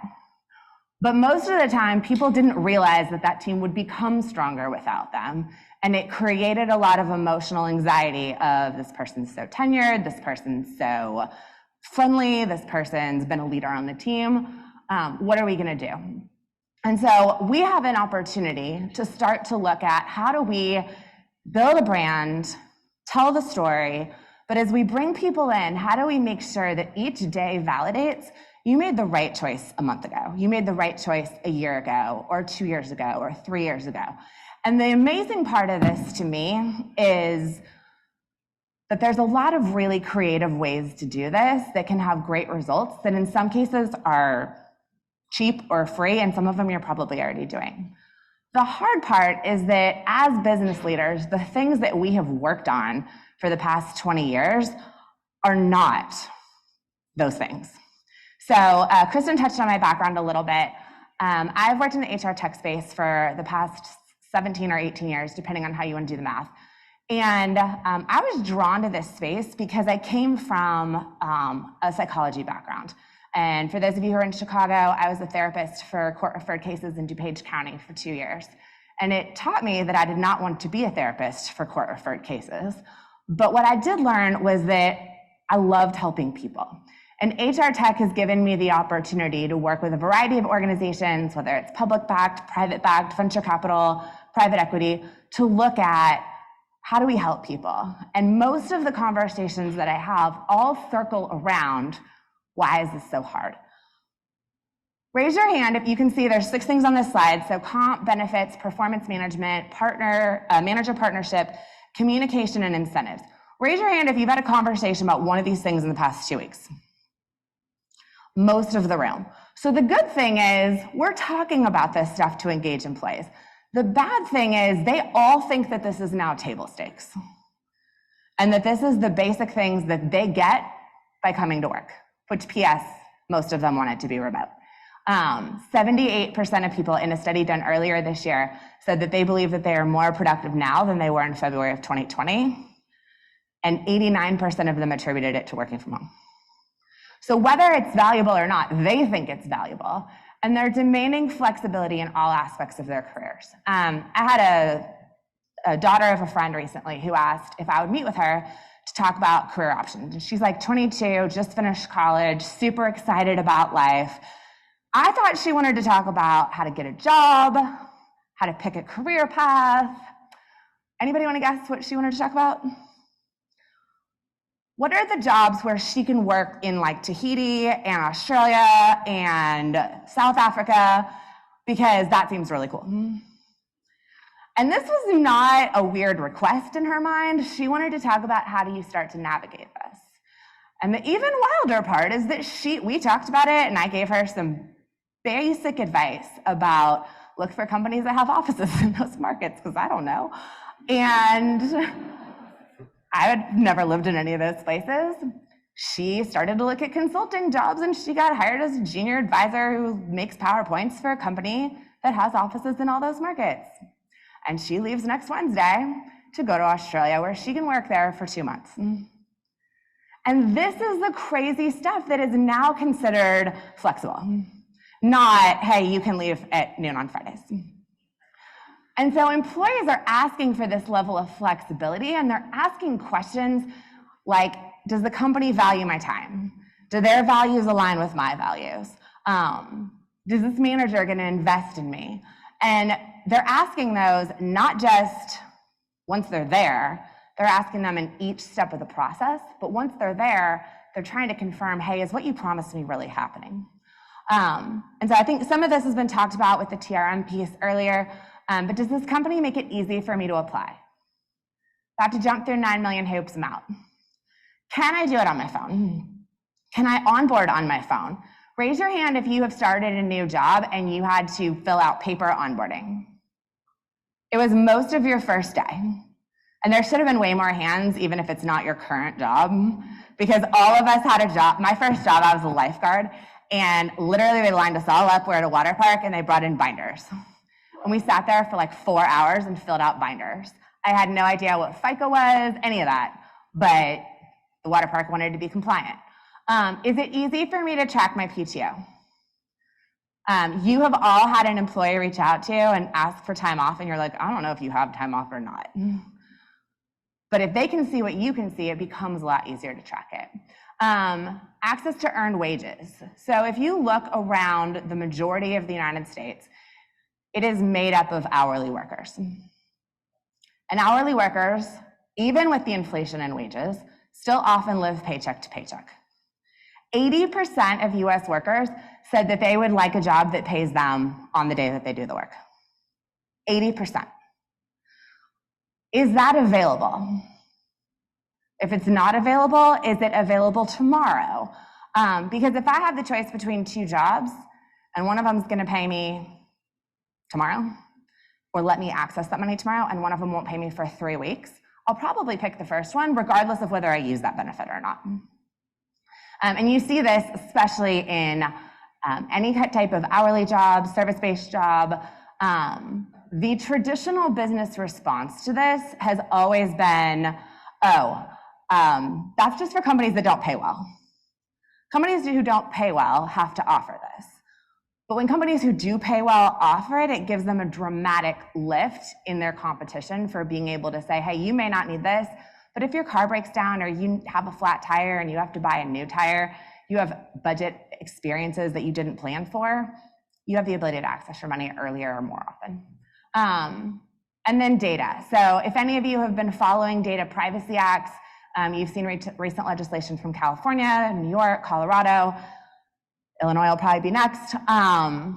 But how do I access my data and how secure and private is my data? Do I know where it's going? And all of this is, hey, does the company value my time? Is it easy for me to understand what's happening? Is it easy for me to get what I need? Is it easy for me to not make this a full-time job, to just do some of the basic things? Because I want flexibility in my life, not to spend hours digging through trying to find my W-2. Does this company have strong culture? So culture was talked about a lot on the panel. This circles around different areas. So is there an internal career path? And this does not mean like one time this one person moved from this group to this group, even though that's usually where we start. But what are the ways that we can start to operationalize this so that when someone comes in, they say, hey, over the next 5 years, you're gonna have the opportunity to do these 2, 3 things as part of a set process. Not, hey, if you're really good and the opportunity's there and you reach out for it, we want to encourage this. Diversity, equity, and inclusion, I think we're gonna hear more about this afternoon. But the question here is, hey, are you being supportive to all people? And more specifically, are you being supportive to people who look like me and people who need allies? Do you have reasonable turnover? So I don't think there's a company out there who has not seen an increase in turnover over the past year. But is it normal, or are all your Glassdoor reviews, I worked there for 3 hours and then I had to leave because it was so horrible? Glassdoor reviews, and then team building. Raise your hand if you have tried to have some kind of virtual team building experience. Okay, raise your hand if you loved it. Nobody. Because it's hard. We did this contest thing where normally we would have said, hey, the winning team wins a team dinner. And instead, we did the winning team wins a Zoom call where we have cocktails and dinner catered to your house for you and your family. It sounds cool. It's not as cool when like someone's 3-year-old is running through the background, like throwing meatballs around. And so you've got to figure out, hey, how do I support this? Does the company support my priorities? Since COVID, people's priorities have shifted. And based on where they are in their life, their priorities continue to shift. Does the company give real and relevant feedback? And I think this is where we've seen a dramatic shift in performance reviews. So raise your hand if you do some type of performance review in your organization. Okay, so about half. Here's the great part of that is that you're giving feedback. Here's the hard part of that. Most of the time, those are done in a very tight window, often towards the end of the year, in Q4, where everyone else is slammed and busy. And I will tell you a story that makes me sound really bad, but it's honest. So I previously, not in my current role, was at a job where I had 13 direct reports and I traveled 4 days a week. And that is a lot. And so I was not organized enough to do these report reviews way in advance. I did 7 of them the night before they were due, and I did the other 6 that morning. And in order to do that and crank through it, I had 13 tabs open on my computer to the performance management system, and I would copy and paste the review, and then I would change adjectives and numbers based on their performance. And that sounds horrible and shady, until I won an award from our HR department on the most thorough reviews company-wide in a company with 3,000 people. So reviews are hard, and they're hard because to those people, those reviews were not valuable.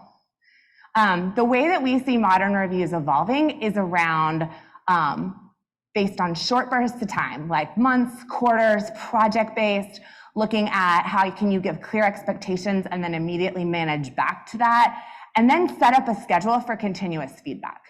Knowing that someone thinks I'm the greatest employee ever or that I have a bunch of stuff to work on once a year doesn't give me a lot to go off of. And so performance reviews really become an extension of one-on-ones in a more structured way where you can document progress. And all of this is challenging because it sits on the frontline manager or supervisor to be able to do this. So you see this picture and you see this guy talking and there's a woman taking notes. And at first glance, you're like, oh, she's taking feedback from him. No, she's the manager. He is collaborating with her. And she's trying to complete this to-do list of all the things she has to get done by the end of the day, while also trying to give that person feedback. And so it becomes challenging because we are asking frontline supervisors to manage people differently, create culture, drive navigation, do real-time performance reviews, be more engaged, do work from home collaboration, do in-person collaboration, and hey, please make this person feel heard and mentored and collaborated with. And so the next piece of how we start to see engagement play out is about the tools that you're giving to the direct supervisor. Do they have technology that supports this? Do they have best practices that standardize this to be able to go do it? If you have a manager in one location, talk to a manager in another location. Are they following a similar process in how they work with their employees, or are they calling and saying things like, what are you doing?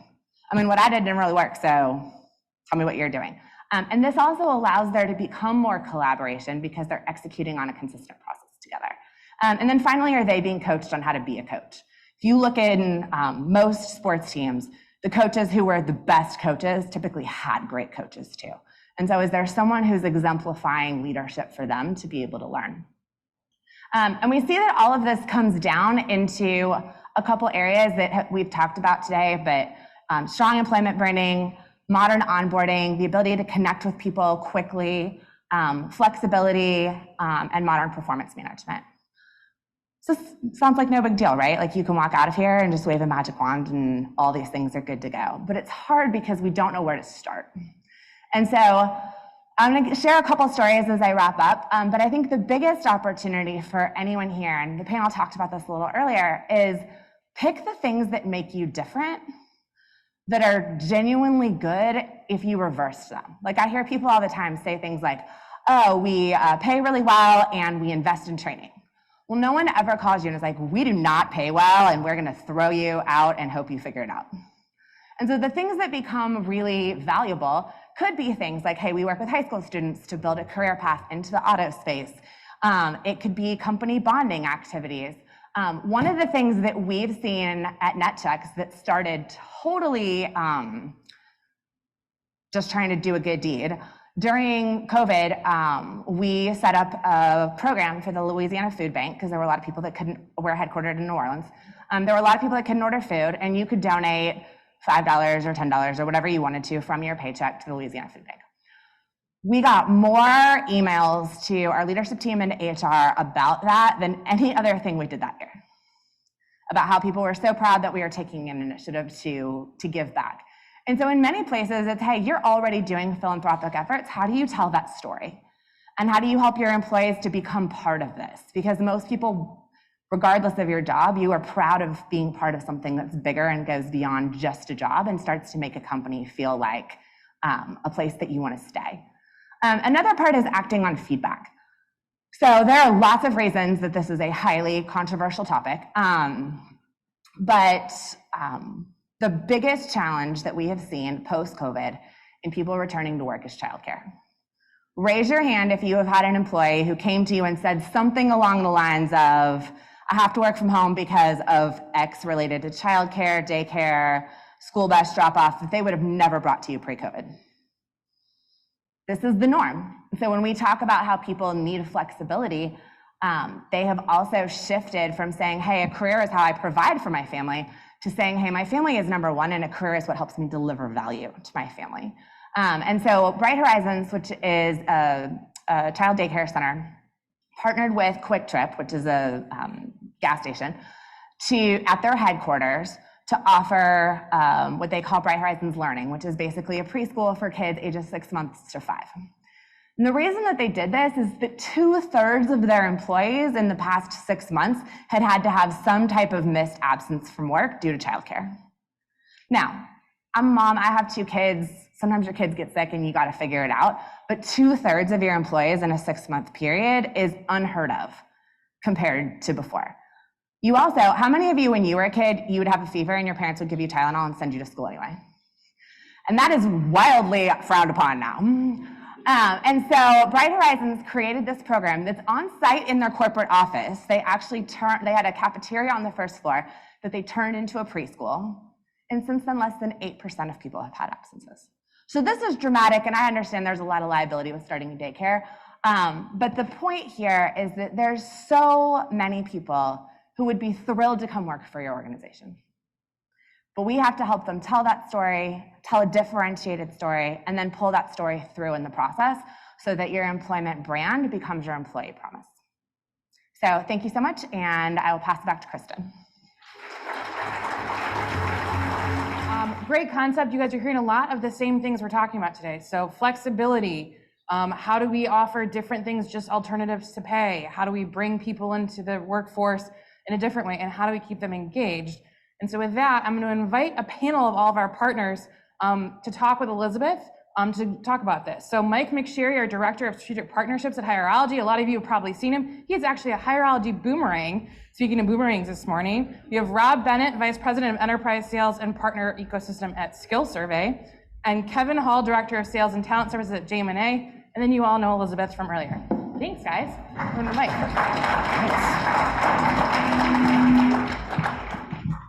Okay, all right. So they say surround yourself with smarter people is one of the keys to success in professional life, and I think I'm doing pretty well right now. So I'm gonna let you guys do most of the talking. Before we dive in, since we didn't get a chance to meet Kevin and Rob, if you guys wouldn't mind telling us who you are, what companies you're with, and then we'll go from there. Rock, paper, scissors. My name is Rob Bennet. I work for SkillSurvey. I've been there for 13 years, and we provide Hireology customers with a way to automate reference checking. And don't let your eyes glaze over and go, we're not talking about references, we're talking about engagement. But there's ways that you can use reference feedback to improve engagement. My name is Kevin Hall. I am Director of Talent and Sales at JM&A Group. So JM&A is an F&I provider. We support about 3,800 dealerships across the country, and we have a strategic alliance with Hireology, and some of our job fit studies live in the Hireology system for interview guides for automotive dealers. Cool. And Rob, it is okay to talk about references today.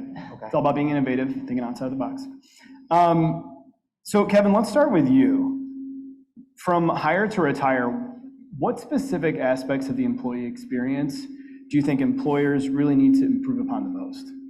Yeah, I think there's a tremendous amount of focus, rightfully so, on how do we attract talent into our business, and not as much attention on the retention. And retention is actually the best recruitment strategy, right? Whether it's, from a diversity perspective, whether it's for a longevity perspective or a performance perspective, your best employees are the ones that have been with your organization the longest. And so what we have found is the dealerships in our world that have highest retention tend to have a higher probability of attracting better talent. Because when somebody comes to interview for that position, they're able to say, well, this individual's been here 7 years, this individual's been here 10 years, and this individual actually started in this position and now they're at this level. And so what we've found is the organizations that focus on retention but use retention as the recruiting tool really have the most success. Yeah, they're both huge challenges no matter what kind of business you're in, and they're oftentimes paid lip service to because they're just so monumental for any employer to tackle. Rob, you've been in the HR industry for quite some time. You've heard it all, you've seen it all, consulting HR professionals. What are the risks an employer takes on if they choose to not tackle these issues and they continue to kick the can down the road? I think it goes back to what Elizabeth showed before. That was an amazing statistic, 1%. And organizations, I've worked with healthcare organizations for 25 years, and it's amazing. They will put a sign on I-4 in Orlando to advertise their emergency room. I don't know about you, but I've never been able to choose which emergency room I go to. I don't know why that's important, but they don't spend any time on the brand. They don't spend any time on attracting the right talent and holding on to the talent. And what we find in our organization is if the onboarding goes bad, organizations fail. They have higher turnover rates. But at the same time, many of organizations that are here, you're doing the best you can to fill positions as fast as possible. But there are things, like Elizabeth said, that may be easy implementations that you can do to improve retention. Elizabeth, would you agree? Yes. I don't think anyone would be surprised by that. But I think one of the biggest challenges that we see around telling your story. So to give you guys a little bit of context, Netchex has about 6,000 customers. We pay about 300,000 employees. And so this data is across a really big sample size of people. If you take out seasonal employees, after that, the next highest reason that people turn over is typically because something was missed in the process before their first check was cut. And so they didn't get equipment, or they were supposed to have a one-on-one with their manager and they didn't show up. But those people who only work for 2 weeks, there might have been a good onboarding process, but something got skipped or lost in the way. That's a great point. I'll post this question to Kevin. With a lot of these gaps that we find, so everyone, maybe they set out, I think we talked about intention earlier today, you had the right plan, everybody was aligned on what to do, but then something fell through the cracks. Kevin, do you see a lot of employers oftentimes where they don't have connected HR systems and processes? That's where the problem is. They set themselves up to succeed, but then the technology wasn't connected and things kind of went askew from there. Yeah, I think too often the organizations that kind of have these mishaps, they spend a lot of time on the technology, not as much on the consistency of process with the technology, right? And so it's first principle thinking. When something goes wrong, it's easy to blame the technology. It wasn't the technology's fault that you didn't put the person correctly, that they didn't get their check, right? And so I think what we've found is if you really start to look at root cause and you start to do an audit of your processes, then use that root cause process audit to then identify the gaps and then align the technology appropriately to fill that. You can then sync the systems together. You can be more efficient in aligning the technology to drive the results that you're looking to do in those specific employee experiences. It's a great point. And Rob, coming from SkillSurvey's point of view, where you guys sell directly, you also have a lot of channel partners with integrations. Have you found that we talked about this earlier, the demand you've felt has increased by partners in the HR ecosystem because they know that they have to have these connected systems, having disparate tools where you log in here for that, log in there for that, it's no longer cutting it? It's not, and I think you guys have set the stage on that, not to be a homer for you guys, but seriously, being a small business or a medium-sized business and being able to have everything right at your fingertips is important. I think the challenge, though, to go into your point, is for years, organizations have spent time saying they're going to do behavioral interviewing or they're going to use this technology. But I think where the breakdown is happening with businesses is they're not using the information and the insights and the data they're getting. So for example, in our business, with everything changing in the pandemic, hiring, you don't want to do a reference check anymore because it might slow down the hiring process. Amazon's hiring in 45 minutes. But organizations are still using us because they've pivoted. Now they're using that information to really understand who the employee is. They're doing this to understand their nuances and have a better relationship on day one. But the organizations that continue to fail are the ones that I did a reference to check a box. I did a background check to check a box. I scheduled that interview to do it this way, but I never taught my hiring manager what to listen for. And so I think that's where the failures are coming. It's not just being in different systems. There's tons of technology out there. None of them talk to each other. And then being able to then take that data and not do anything with it, it's creating a multiplying effect of failure. Why, yeah, that compounding effect can be brutal. Why do you think amongst HR professionals or just, frontline managers that are often tasked and have the burden of doing a lot of these actions, why does this notion of, oh, it's just to check the box permeate it? Whereas they're probably process-driven people, right? They got into management or leadership for a reason. So, Kevin, do you have any insights on why HR processes, it's where people feel like they can skimp? Well, I mean, Elizabeth's slide, I know that was focused on marketing, 1%, 9.5%, right? On marketing versus 1% on HR. That's similar in terms of headcount, right? For the, Mrs. Schulz, I can imagine your team isn't huge compared to your sales team at a dealership, right? And so now your team is tasked with a lot of different tasks and responsibilities, all centered around the most important aspect of your dealership group. And so sometimes there's a disconnect that we're really highly emphasizing other departments, but the core of how we operate a business is centered in HR, but maybe they're understaffed. And so therefore, not that this happens all the time, but they just get overwhelmed and they may have to just use this as a check the box moment because they don't have the time or the resources to get through the process. Well, payroll's on Friday. I got to make sure they're on our books by Friday, and it's Thursday afternoon. I can't wait anymore. That's right. Yeah, it's not like a bare minimum. It's, well, this is just what it absolutely needs to happen, and that's what I'm going to focus on because I'm a team of one. Yeah, like most of our dealer partners don't have an HR function, right? They rely on the general manager or the sales manager to hire. So what happens when there's 4 customers and they have an applicant come in? Who are they going to put their attention on? Sure. They're going to put their attention on the customer because that's how they're compensated. Curious, go ahead. I was going to say, I think the other part that comes with that is that they're doing more than they've ever done before. And so it's not just like, hey, payroll's on Friday, but now there's payroll, there's benefits, there's some, company picnic for the local people that's going to be virtual for the non-local people. And I've never met with an HR. I've never met with an HR leader who was like, we are good with what we're doing. Like they always want to do more, but they have maybe one person to help them, and they have 200 employees to take care of. Curious, show of hands in the room, who has a dedicated HR professional or team of professionals at their business? Okay, so roughly half. So that, that speaks to what you're saying. Same question. If we said you could have 3 additional headcount, how many of you would take it? Right there. But here's the real question. 3 additional headcount or 3 quota-carrying salespeople who would all hit their number? It starts to get so hard at that point. Spoken like a CRO. That's right. Oh, I have this conversation every budget season. It's so hard. Yeah, it's, dance to the devil you know or you don't type of thing. Most people know what will take to hit the number and forecasting, but if you never had a robust HR talent acquisition team, that can be easily something you just push off. Sticking with you, Elizabeth, somewhat shifting gears, but staying on the same topic of connected versus disconnected systems.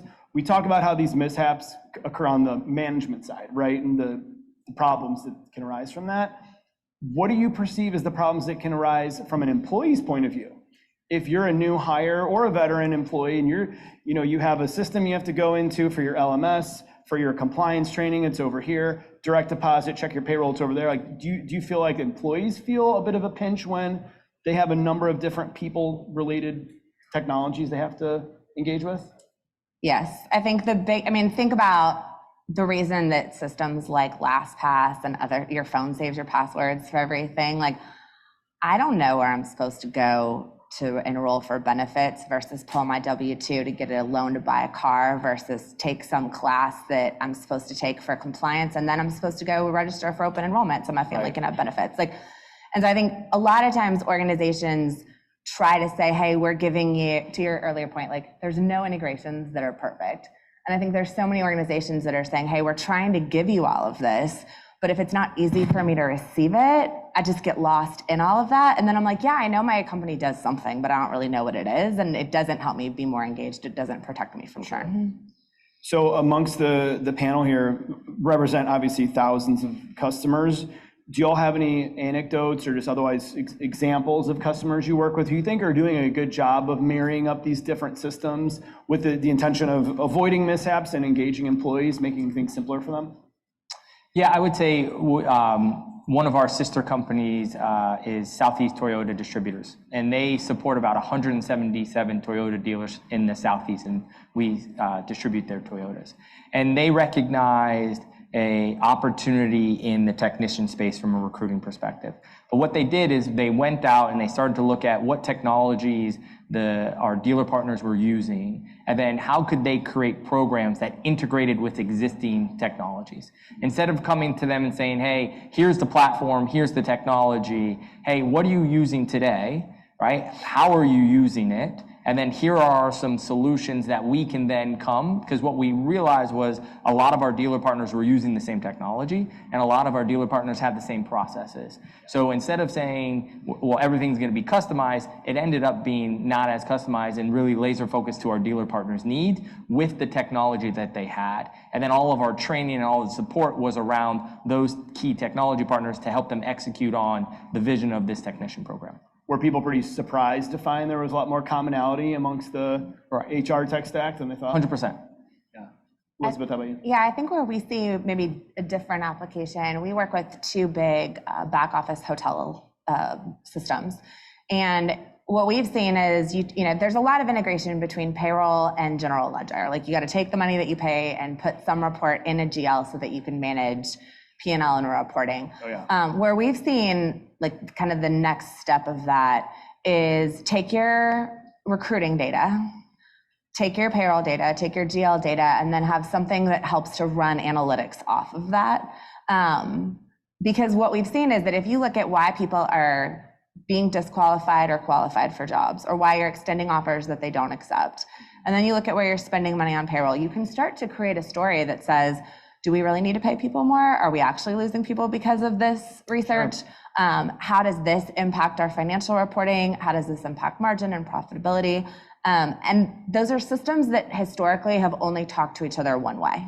And so you wind up with everything in the GL at the end, and then you say something like, well, are we supposed to pay more? Like, I heard that it's really hard to hire people, and somebody has 3 anecdotal stories of good candidates who turned them down. But then you don't, do you increase wages based off only those 3 people? Like, it becomes something where if you can start to make that data talk backwards and forwards, you can begin to make actual decisions that let you start strong and finish strong. That's a really good insight. So it's basically like this is information and data employers would love to have, but it was always sort of in this black box. Or like Excel gymnastics. Like I got to pull out 400 Excels and VLOOKUP Where for are my a Excel year. warriors at? I know some of you are in here.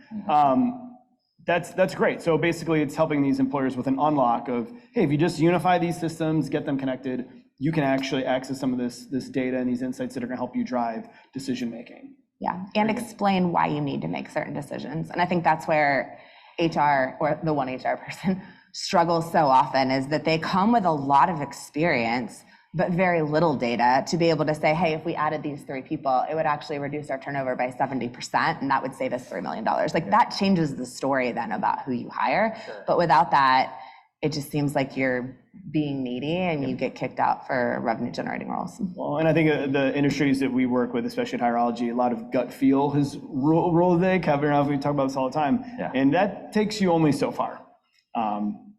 I want to pivot and go back to you, Rob. We're going to talk about the R word that came up in Elizabeth's presentation. That's retention.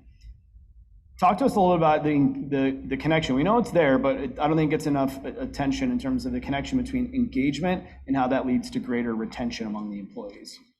I think it starts from day one, on the day the person starts. If you know the employee and you're connecting with them, they're meeting other people in the organization, that's going to drive your retention. What we find is in our data is if we see people have a friend at work, we all know that, they're going to stay. And that's why employee referrals are not only your cheapest, but your most retained employee. You have the ability to have them stay longer because they have a friend at work. And going back to the question you had earlier, I didn't have a technology anecdote, but it goes to this. I think it also comes down to your executive team, your managers. If you have a manager who comes in every day, and I sold cars. I also worked at McDonald's. So I've worked in a lot of the industries you're in. I've also worked in long-term care. So this helps when I'm doing some HR consulting, is the fact that when I see these things, the managers that I had who would come in and not get to know the employees, not to get to know have the relationships, they didn't have the heartbeat of the organization. When I worked at Career Builder many moons ago, I worked with a large fast food our organization. And the people who were the most successful, had the best retention, were the owners that came up through the organization. They understood what the day-to-day job was. And I think that's what's driving retention in this market. Having a CEO, having your managers, being able to walk the floor. I worked at a Ford dealership in New Jersey. He worked on the floor. He cleaned cars at one point, and then he took over the dealership. And he was able to walk the floor and have a day-to-day conversation compared to some of these people who buy a franchise or buy an organization and they're sitting in Maui just hanging out and just asking what's going on. There's no connection point. And I think it doesn't matter how much technology you bring into an organization. Yeah, you should do employee surveys. Yes, you should get feedback at different pulse points like you mentioned earlier. But it all starts with getting to know the employee on day one, understanding their nuances, and then checking in with them throughout their life cycle, whether it's on the floor or hearing what's happening in their lives. Yeah, it's empathy at the end of the day. We talked about a lot about that during the early COVID days of the concept of a CEO being a chief empathy officer, showing that vulnerability and walk a mile in your shoes. I was once there. Kevin, JM&A Group has just mountains of data at your fingertips, especially related to retention and retail automotive.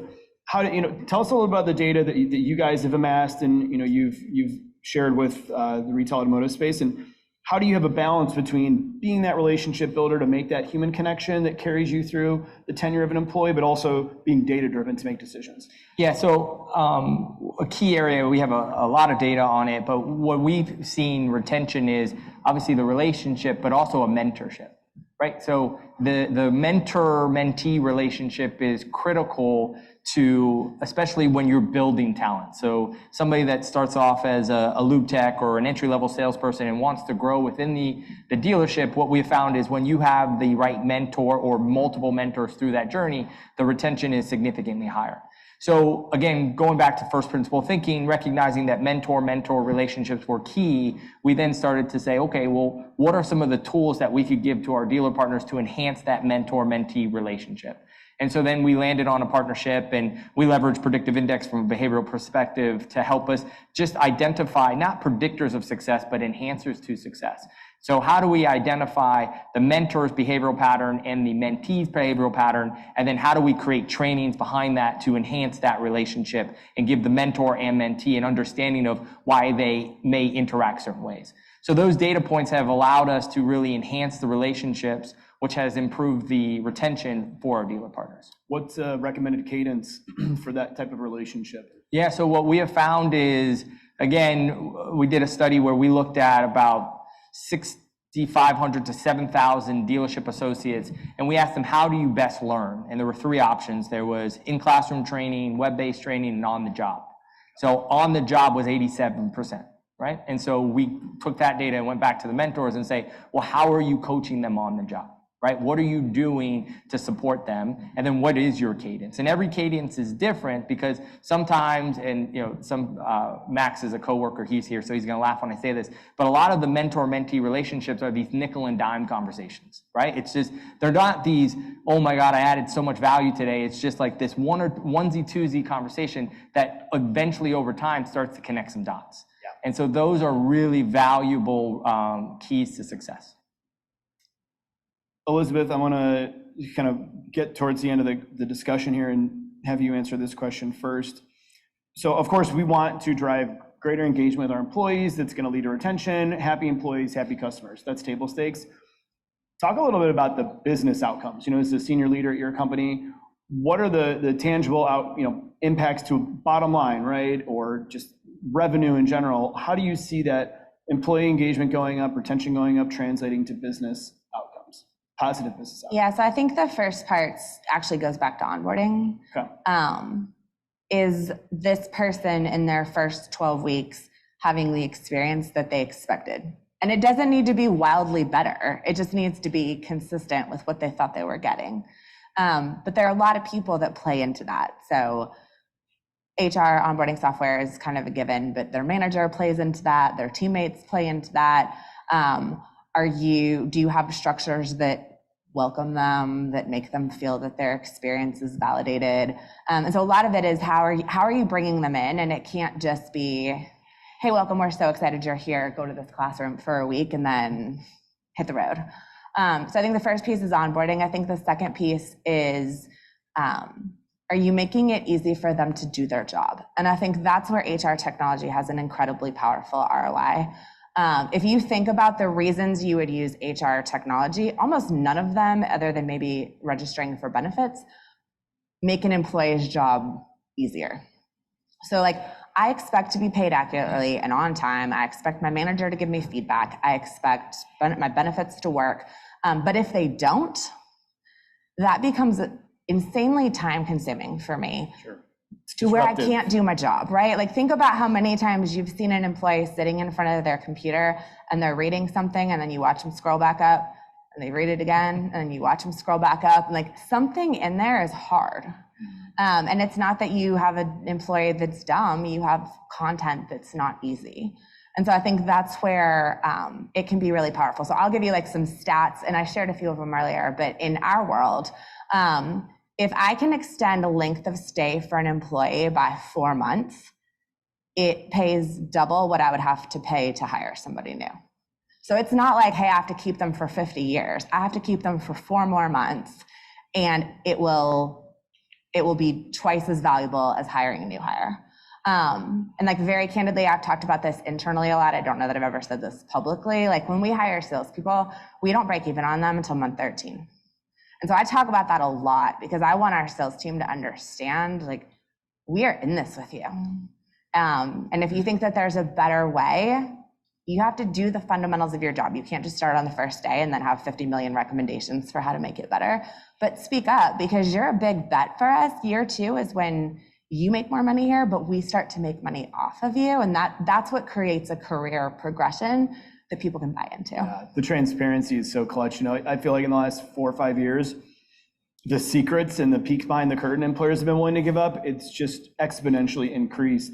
Rob, Kevin, any thoughts about how just even that factor alone can drive retention? And then additionally, if an employee has a good impression of the company from day 1 to day 120 and then beyond, you know, how do you perceive that impacting their bottom line? I think success early on is critical. I think what we've been able to do for our customers, not just sales, but customer service and all roles, is allowing the manager to really hear from previous managers and peers about their strengths, their areas of development, what they could improve on. And so what's happening is you're not sitting in your chair as a manager waiting to figure out what's wrong with this person or putting them through a 2-week or 1-week training that everybody gets. You're able to specify exactly where the training needs to be. I was telling a story earlier that I had an employee, and on her reference report, it said she didn't know how to do Microsoft Excel formulas and PowerPoint animation. I would never have trained for that, but it's been about 10 years and she still thinks I'm a rock star. And it really was just listening to the previous managers and peers around areas of development. I used that. It saved my life, because if I would have gotten a spreadsheet without formulas, my head would have exploded.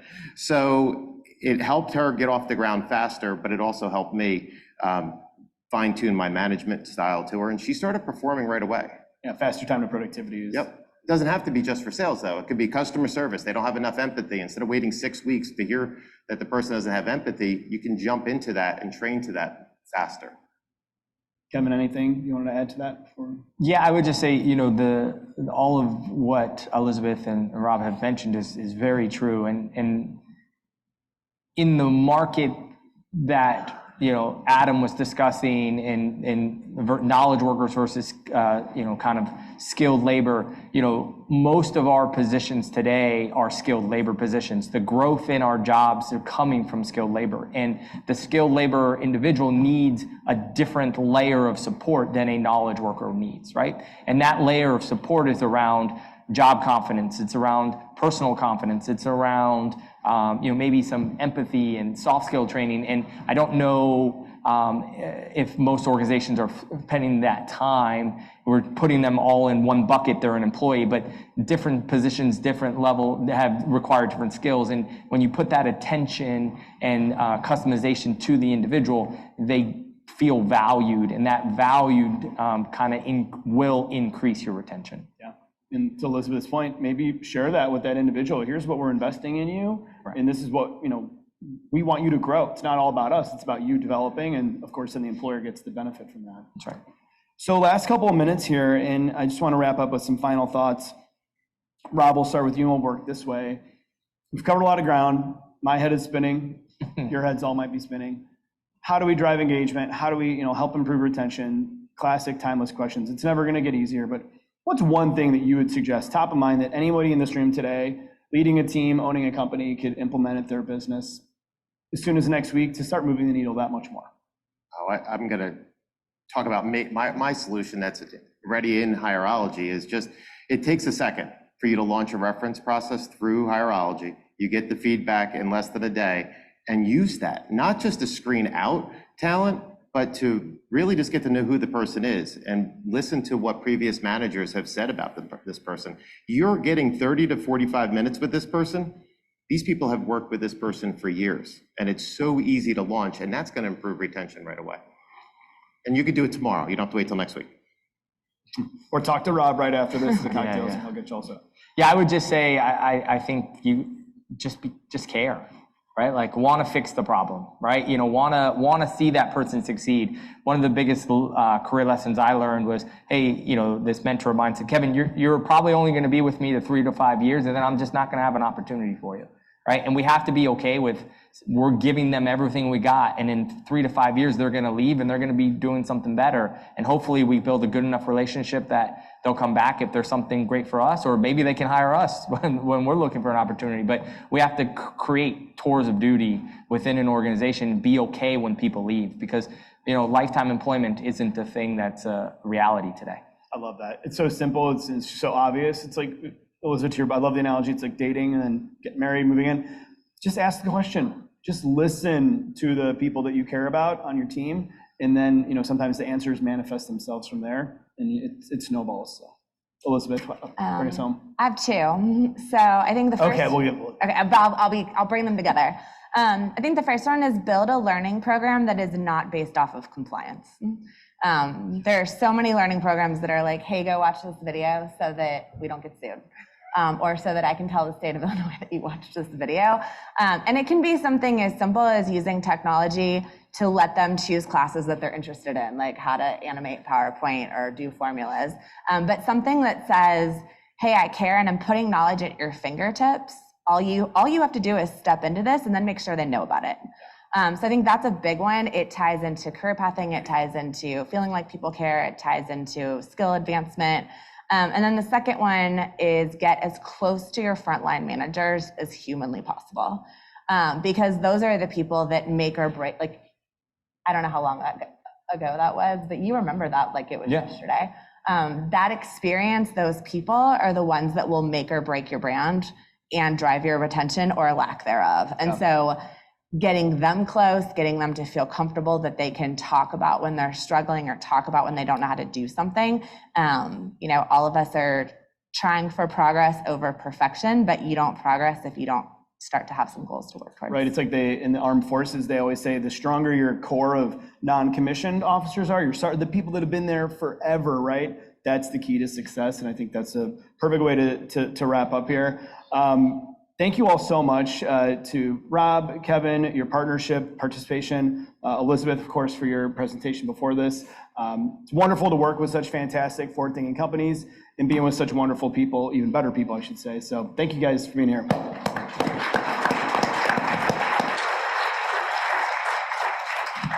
Cocktail hour is approaching. With all those wonderful insights and takeaways, we're gonna send it to our last roundtable. So spend the next 5-10 minutes or so communicating with your table mates and maybe new friends to digest everything and talk through some of those takeaways on how you can implement them in your business as soon as next week. And then after that, we'll take a short break. So get some coffee, grab a snack, and then we'll be back in here at 4 o'clock, I believe, right before 4. We have a fireside chat with 2 incredible thought leaders I'm really excited for you all to see up on stage. So get ready for that, and then we'll be finishing the day. Thanks, everybody.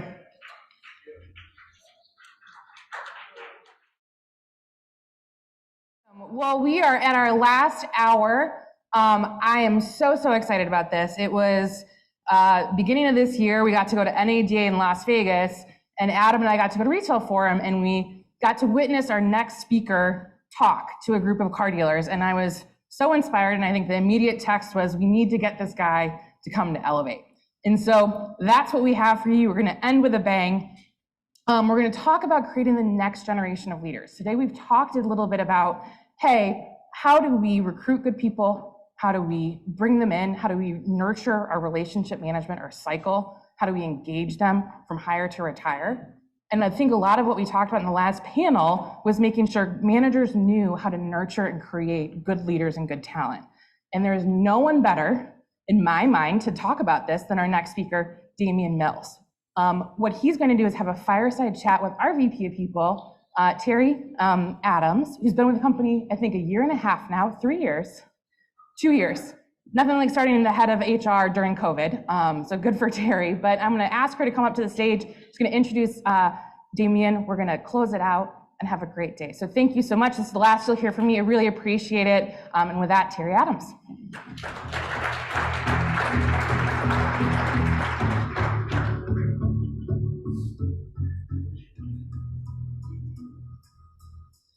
Thank you, Kristin. I am thrilled to be here with all of you today. As the VP of HR of a software company in Chicago, creating the next generation of leaders is something I think about all the time. This is the first time in our history where we have 4 generations in the workforce: boomers, Xers, millennials, and of course, Gen Z. Those varying generations compounded with what we face in today's society, what we see on the news, what we read in the paper, makes being a leader that much more important. This is why Hireology chose to bring a celebrated and compelling leader to close out the day, Damian Mills. Damian was 29 and the general manager of a Dodge dealership owned by Ashbury Automotive Group when he had an opportunity to purchase a dealership under the Ford Motor Company dealer program. His first deal required a sizable investment, a 65% pay cut, and it was a lot of causing uncertainty about the future. But through hard work, his faith, and a supportive wife, this father of 3 persevered and has only continued to grow. Since his first Ford dealership in Smithfield, North Carolina, Damian has grown the brands within the Mills Automotive Group to include the following: Ford, Lincoln, Chevrolet, Chrysler, Dodge, Jeep, Ram, Fiat, Nissan, Toyota, Alfa Romeo, Maserati, Bentley, Honda, and Porsche. With the acquisition of Tysinger Auto Mall in Virginia, he also added Mercedes-Benz, Audi, Hyundai, and Genesis.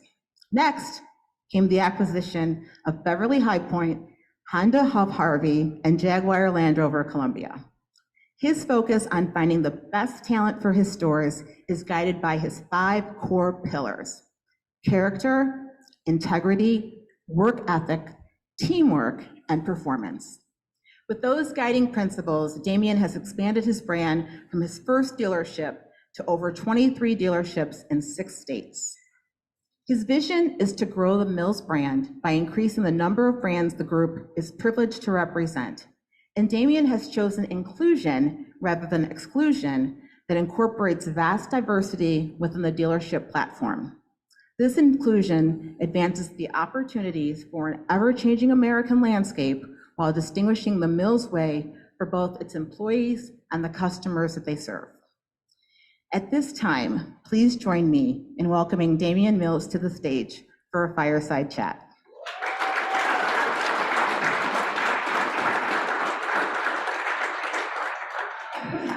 So much. That was a great introduction. Yeah.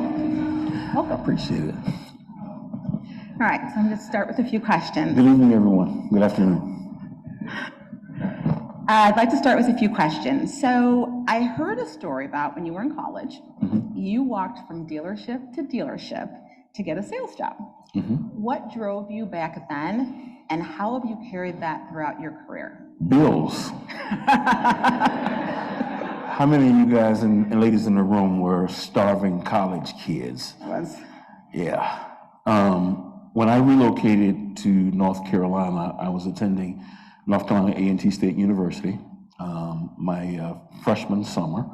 And while I had a scholarship, academic scholarship, where I studied economics, I didn't have the resources during the summer. So truly, all I was looking for was a summer job that would take me from May to August. Right. And then I would, go back to school. I didn't have a car. So I was dropped off on Wendover Avenue, which is the main automotive row in Greensboro, North Carolina. And I went from dealership to dealership to dealership, applying for a job, because literally, I didn't go to every dealership anticipating I would have the need to go to the following dealership. I went to every dealership because I didn't get hired at the previous one. And the moral of that is you never know what good looks like unless you take the time to interview talent. Now, I can tell you, in the form I was in then, I probably didn't look, like I probably felt or what I thought I could do. But how many times in life do we not look like what we want to be, what we will become, and what we're capable of if given direction, leadership, and mentorship? That's why I always challenge my leaders is sometimes when you take the time to look at not only the surface, but understand the wiring, the hard wiring of an individual. Success leaves clues, but it also leaves hints of what to look for in the next individual. So does failure. And so going from place to place, I finally took my own application from the last destination and said, look, I've written this thing about 3 times. Can I bring this with me?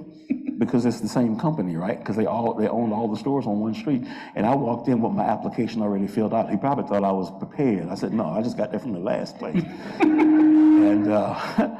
And so I gave it to him and I said, look, I've been to 3 other places and they've told me no, but I've not stopped.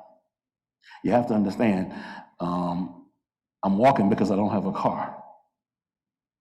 But the fact that I won't stop at no means I have something to offer other than probably what the other people saw. And that gentleman gave me an opportunity in a Dodge store in Greensboro, which I ended up, the good Lord ended up blessing me to be able to become a part. I went through every step in that store, from sales to finance to sales manager to general sales manager, general manager, and then becoming a part owner of that particular store, a partner in that store. So, it's not how you start, it's how you finish. Yes, always. And the fact that you were fortunate enough to have someone give you that opportunity. Correct. Right, to give you that opportunity. Well, there's no question that you've had a storied career, from being a successful salesperson to running a store and now owning many successful dealerships. What experience led you to foster that success, and how can leaders foster it for others? Well, I think the first thing, I am blessed with an extremely talented team of people around me. And I think we start with why. We're a faith-based company, but my why, and I think the why of most successful organizations cannot just be the team of me. It has to be the team of we. And when you start with that mentality, you begin with a servant leadership mentality as it relates to everything that you do. Because you don't look to be served, you look to serve. And I believe like attracts like. I believe that who you are is who you can recruit easily. It's who you will be attracted to, and ultimately what your organization will be defined by. So it's no secret why winners attract winners. It's no secret why servant leaders attract people that have that same mentality and spirit, right? So I think starting with that mentality is how the group has evolved and how it's grown. I can't take credit for the growth, but I do take the responsibility for the vision. And once you give people with the right intentionality, a vision, incorporate the super with their natural, then the results become exponential. And it goes from addition to multiplication. I think when things become laborious, it's not because you don't have a mission statement. The mission statement may not have meaning. It's not because you don't have objectives or KPIs, but leadership sometimes gets distracted by what is right now versus the overall importance and making long-term decisions. You know, I think we all have these moments where one of the things that is very critical, because in the ebbs and flows of the last 18 years of our group's growth, you learn along the way. And the most critical positions in any organizations are the individuals that become the doorways into the organization. Who do you have making those decisions? Most people tend to outsource those decisions, right? Because we're too busy with the paperwork. But how many of us understand that the people work is much more important than the paperwork? Because the people work is what determines the elevation, the execution, and the results of any organization. And if you want to change the result of what it looks like on the inside, maybe you have to change the people making the decisions about who gets let into the organization. And that's true whether it's diversity. If the room looks just like you, or me, or us, be it gender, be it race, be it ethnicity, then maybe the individuals making the decisions about who gets in the room needs to be what we need to look at, versus if you diversify decision makers, you'll get diverse decisions. Would you agree with me on that? Yeah. Yeah, I love what you said about servant leadership and paperwork and people work. I'm going to have to make a note of that. I'd like to switch gears just a little bit to something I'm super passionate about, and that's core values. Like we at Hireology, we live our core values day in and day out. And I know that you have basically 5 core values or 5 pillars: the character, integrity, performance, work ethic, and teamwork. Yep. How did you determine those pillars? All right, so I could probably tell you a long drawn out story, but I'm just gonna tell you the real deal. My mother is an educator. My mother was a school teacher for 52 years, and she's a wonderfully energetic 80-year-old. And, you know, before we had the wonderful internet, I was challenged by her to read constantly and consistently. So I chose to, my reading of choice has to be, it's either faith-based or it's self-help. And one of the things that, you know, success is very duplicatable, right? And so I studied what, to me, organizations that were successful, how did they become who they were? And, you know, what through the ebbs and flows of recessions, peaks and valleys of economic cycles and things of that nature. But the main ingredient was knowing not only who they were, but who they wanted to become.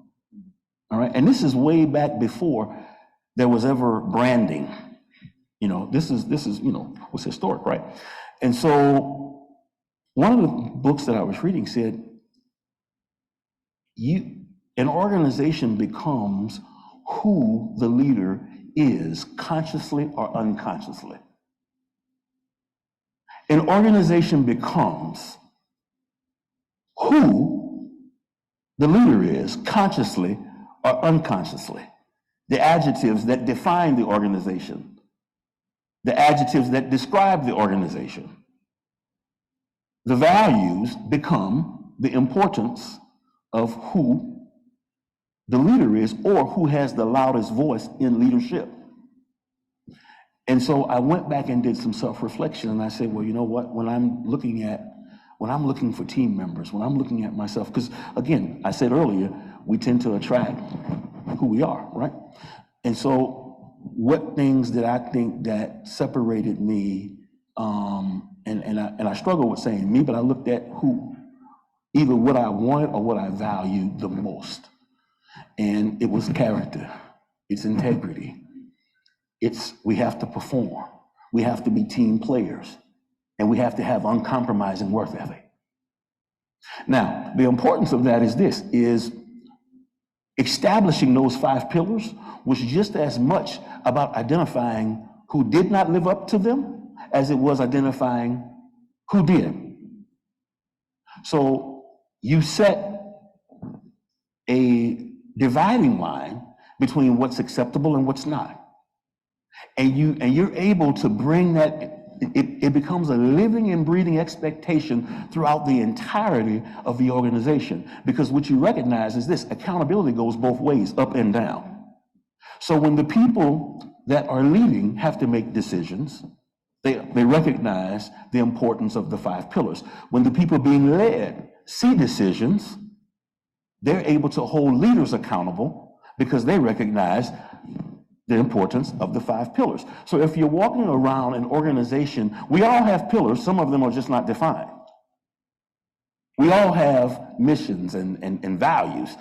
You know what, and what I found is that if you don't have a value system defined, you really have a value system.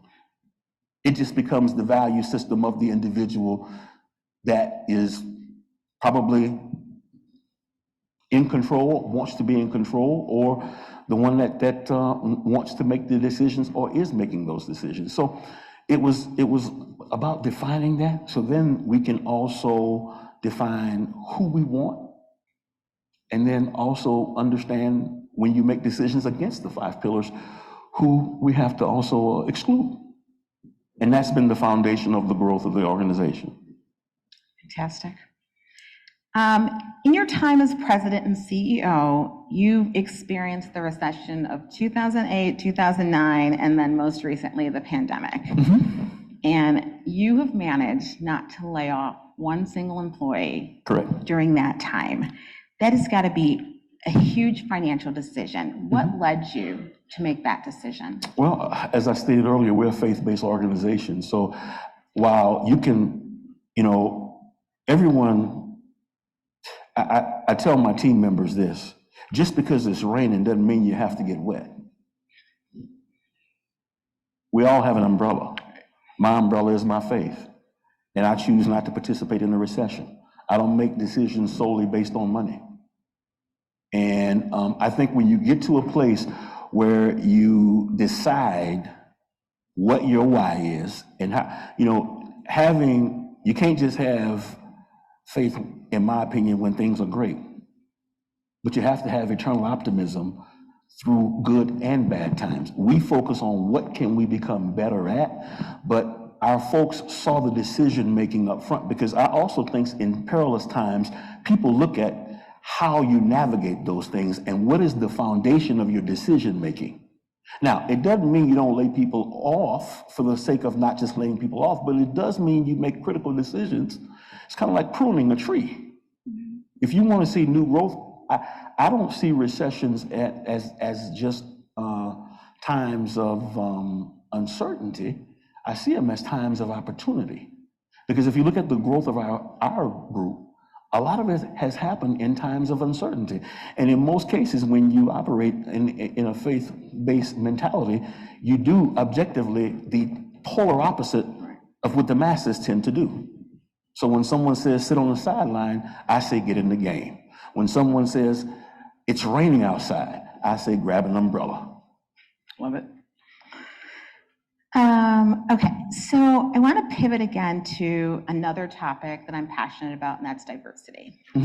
And you are, the owner of the largest Black dealership in the United States, chairman of the National Minority Dealership Association, and former president of the Chrysler Minority-Owned Dealership Association. Correct. You have created tremendous success in an industry that, probably for the last 10 or 20 years has been led predominantly by white men. Correct. How did you break that Great barrier? white men too, and I appreciate it. Yes.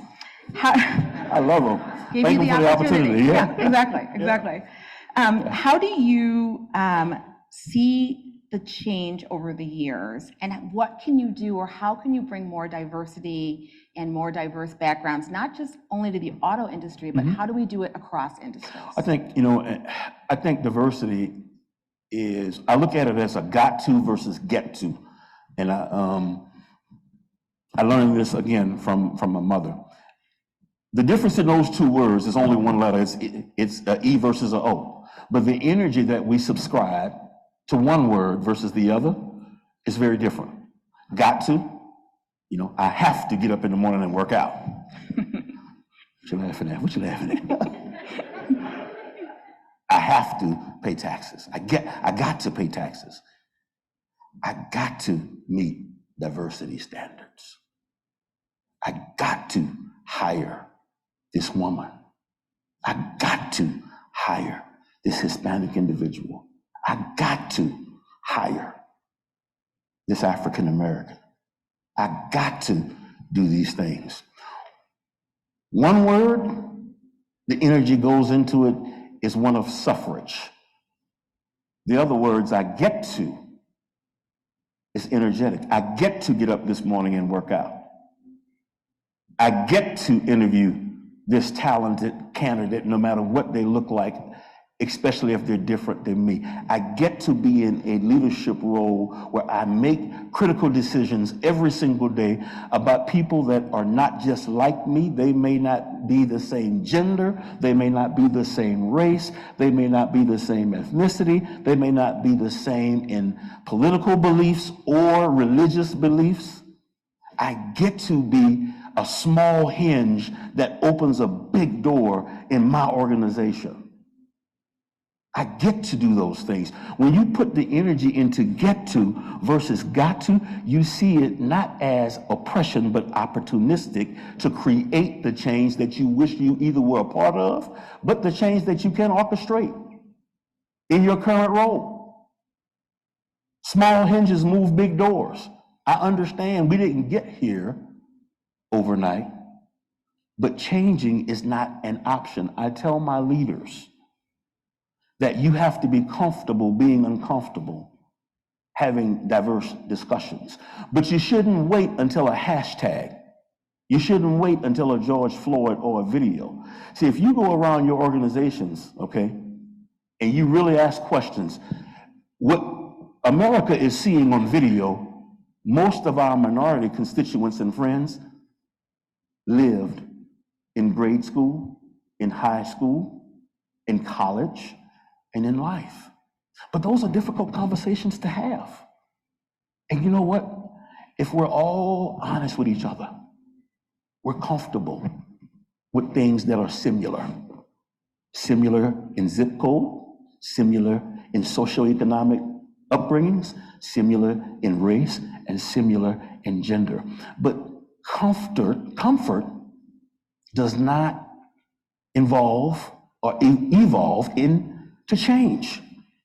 We have to be uncomfortable. We have to have uncomfortable decisions. You have to be comfortable, especially in the roles that each and every one of you are in, speaking truth to power, but more importantly, speaking truth. Because you get hired and brought on a team because of your creativity. You get hired because of your intellectual capacity. You don't get brought on a team just to be a robot and not a change agent. Most organizations have to embrace that. And it's a very difficult conversation to have. But also, when you sit back and you look at the landscape of how your decision making, we're all going to be left here, when we leave here, people won't remember what we did. People won't remember how much, what zip code we were in. But when you look at the lives that you're able to change because you were willing to make decisions that other people found uncomfortable to make, that's what gets you across the goal line. Pretty powerful. There are some HR leaders in this room, like myself, who really focus on building great teams. But we want to give employees the path and the success to build those great teams. Mm-hmm. What works with your teams? Like, what makes your team successful? Mm-hmm. And what advice would you give to the HR leaders and others in this room? love them.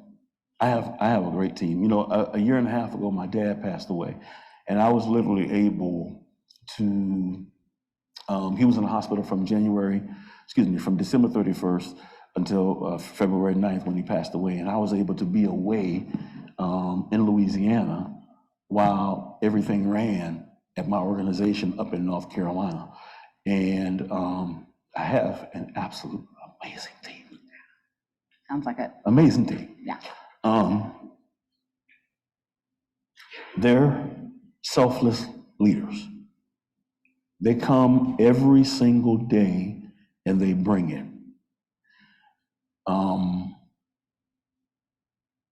And when people do that for you, when they set aside their individual goals for a collective greater good, you can't help but want to give them back what they give you. They give me probably more than I could ever give them. And for that, I'm truly indebted to them, because when people trust you with their careers, they're trusting you with their families, they're trusting you with their children, they're trusting you not only with the piece of themselves that they've invested the most into, they're also trusting you with their future. I don't take that lightly. You have to be very intentional about conversations. You know, one of the things that we've all probably learned, we talk about the difference that people have since the pandemic. I think we all have now placed a value on life expectancy, but also life uncertainty. And I think being willing as leaders, and let me define what a leader is. You don't have to have a C title in front of your name to be called a leader.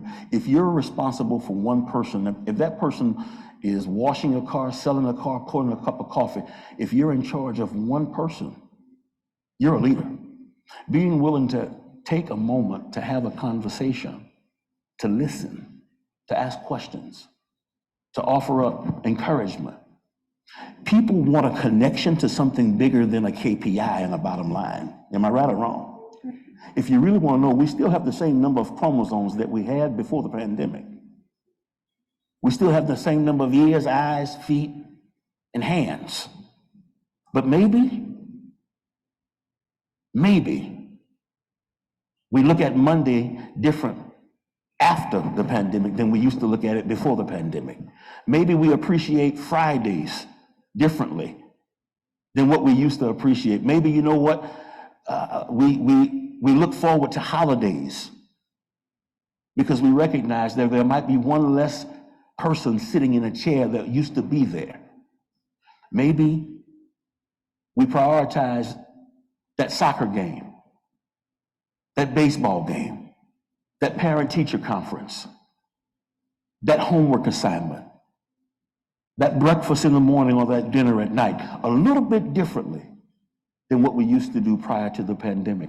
I don't think people have changed fundamentally as people, but maybe what's changed is people's purpose. And that's not something you put in a handbook.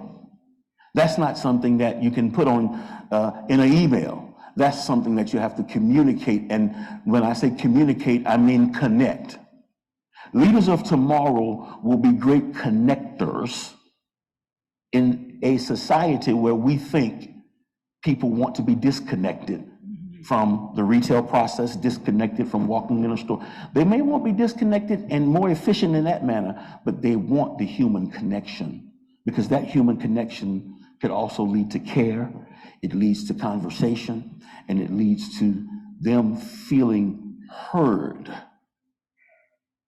Yeah, and you have to be intentional about that Extremely. And have that empathy to really connect with the whole person. Yeah. One last question before we close. What advice do you have for aspiring leaders in this room? And what is one thing you would like for all of us to take away? So, for aspiring leaders, start with your why. Make your reason bigger than you, your for, and no more. And I'll give you a couple of words. My dad, who played AAA minor league baseball for the St. Louis Cardinals, got drafted at 18. He couldn't even sign the contract that my grandfather had to sign for him. And there are 2 cities that he played baseball in that as an African-American pitcher, he couldn't eat in restaurants when he helped them win games that night before or that evening. He had to sit on the bus. Now, 2 of those cities we own dealerships in right now. But the one thing that amazes me about him is, as extremely talented as he was, he felt invisible.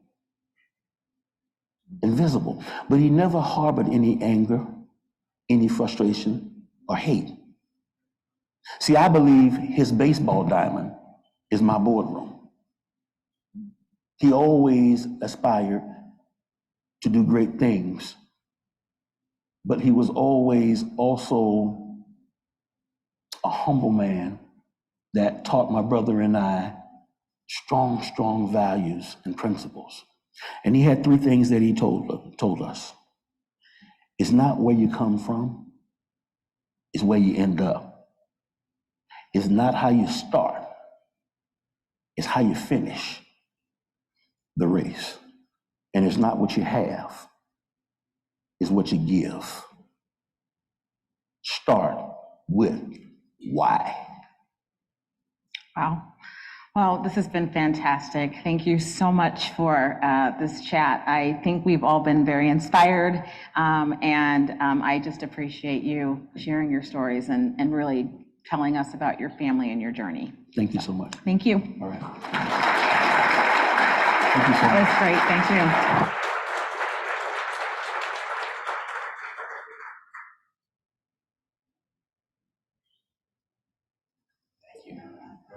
Thanks, sir. Appreciate it. All right. Round of applause for Mr. Damian Mills and Terry Adams for navigating that discussion. Thank you. We've enjoyed a long relationship with Mr. Mills and Jeff and the team at Mills Automotive over the years. I want to say thank you for taking a chance on us when we were a tiny little business here in Chicago. And so I just want to say, yeah, we got put me on the spot like that.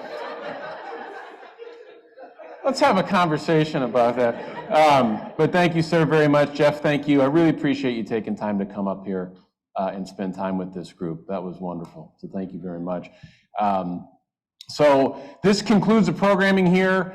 The formal programming, but as some people have commented over years, the best part of the conversations that happen outside after the event, where we can get to know one another and talk about what we learned and discuss today. So first and foremost, I want to give one final thank you to our wonderful sponsors that make this possible. This is a big and involved event to put on. So Automotive News, NADA, Netchex, SkillSurvey, Dealer Track. I just want to say thank you very much for making this possible.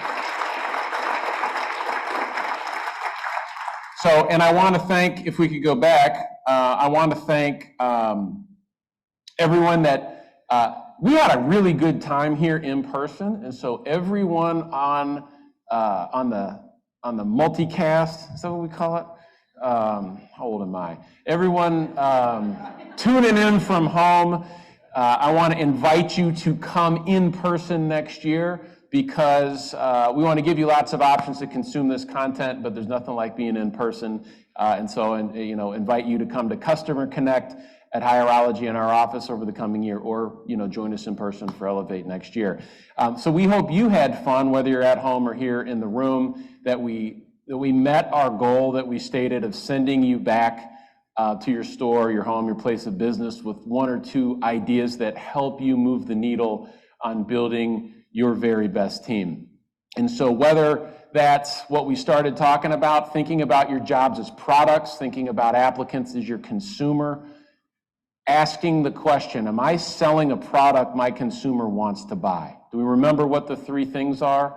our consumer, our job seekers want today? Number one is what? All right, there we go. We did our job. Flexibility. Flexibility in how I come to work. It's not about work-life balance. It's just about life. If I come to work for you, do I live the life that I need to live in a world that demands maximum flexibility of me as an individual? Second is what? Career path. If I come to work for you, what's in it for me more than a time for money transaction? What's the bigger picture? And third, meaningful work. Am I doing work that has meaning beyond the immediate task at hand? Am I working for an organization whose mission I believe in? Right? So those three things, that's the product this market wants to buy, and we spent a lot of time talking about how to promote that, how to run the process, how to use tooling to make that happen, and to hear at the end of the day what happens when a business operator incorporates all of those things and makes it work. And Mills Automotive is really the best example of that. So we hope you found value in the day, and I hope consider investing in these changes now, right?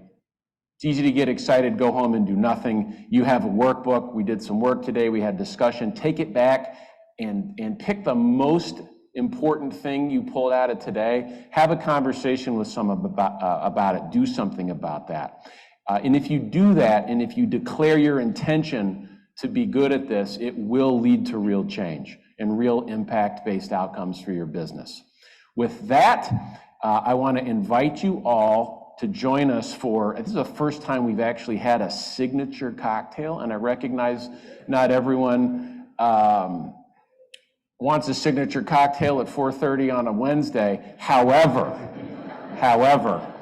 I had the opportunity to visit San Juan a couple of weeks ago, and there was, very familiar with a paper plane?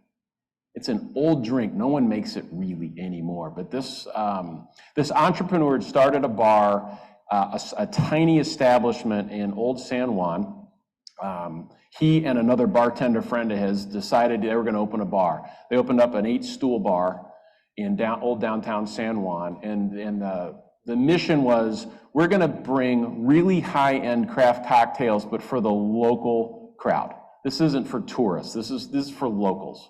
We're going to bring that to the community. It was so successful. A year after they opened, they opened in a 500-year-old building. They blew through the back of the building. They opened a second bar, second theme. First bar up front, your local watering hole. Bar in the back, live salsa nightly. Big dance floor. That was so successful, they found another room in this building. They opened it, and it's all EDM, late night, starts at midnight, up till sunrise club music. And that was so successful, they opened another room with another theme, and they now have what is ranked by Condé Nast Traveler one of the top 50 bars in the world. And it's two guys that just decided they wanted to make good drinks for their friends. And so, super cool. Their signature cocktail was this one. And I was so impressed with the experience, I brought the recipe back and said, we're going to do this at our event. And I actually took a picture of the signs and I sent it to the guys that own this place, and they got a kick out of seeing it. So enjoy the signature cocktail inspired by our friends in San Juan. Enjoy the rest of your day. Get home safe. And thank you so much for coming. Thanks.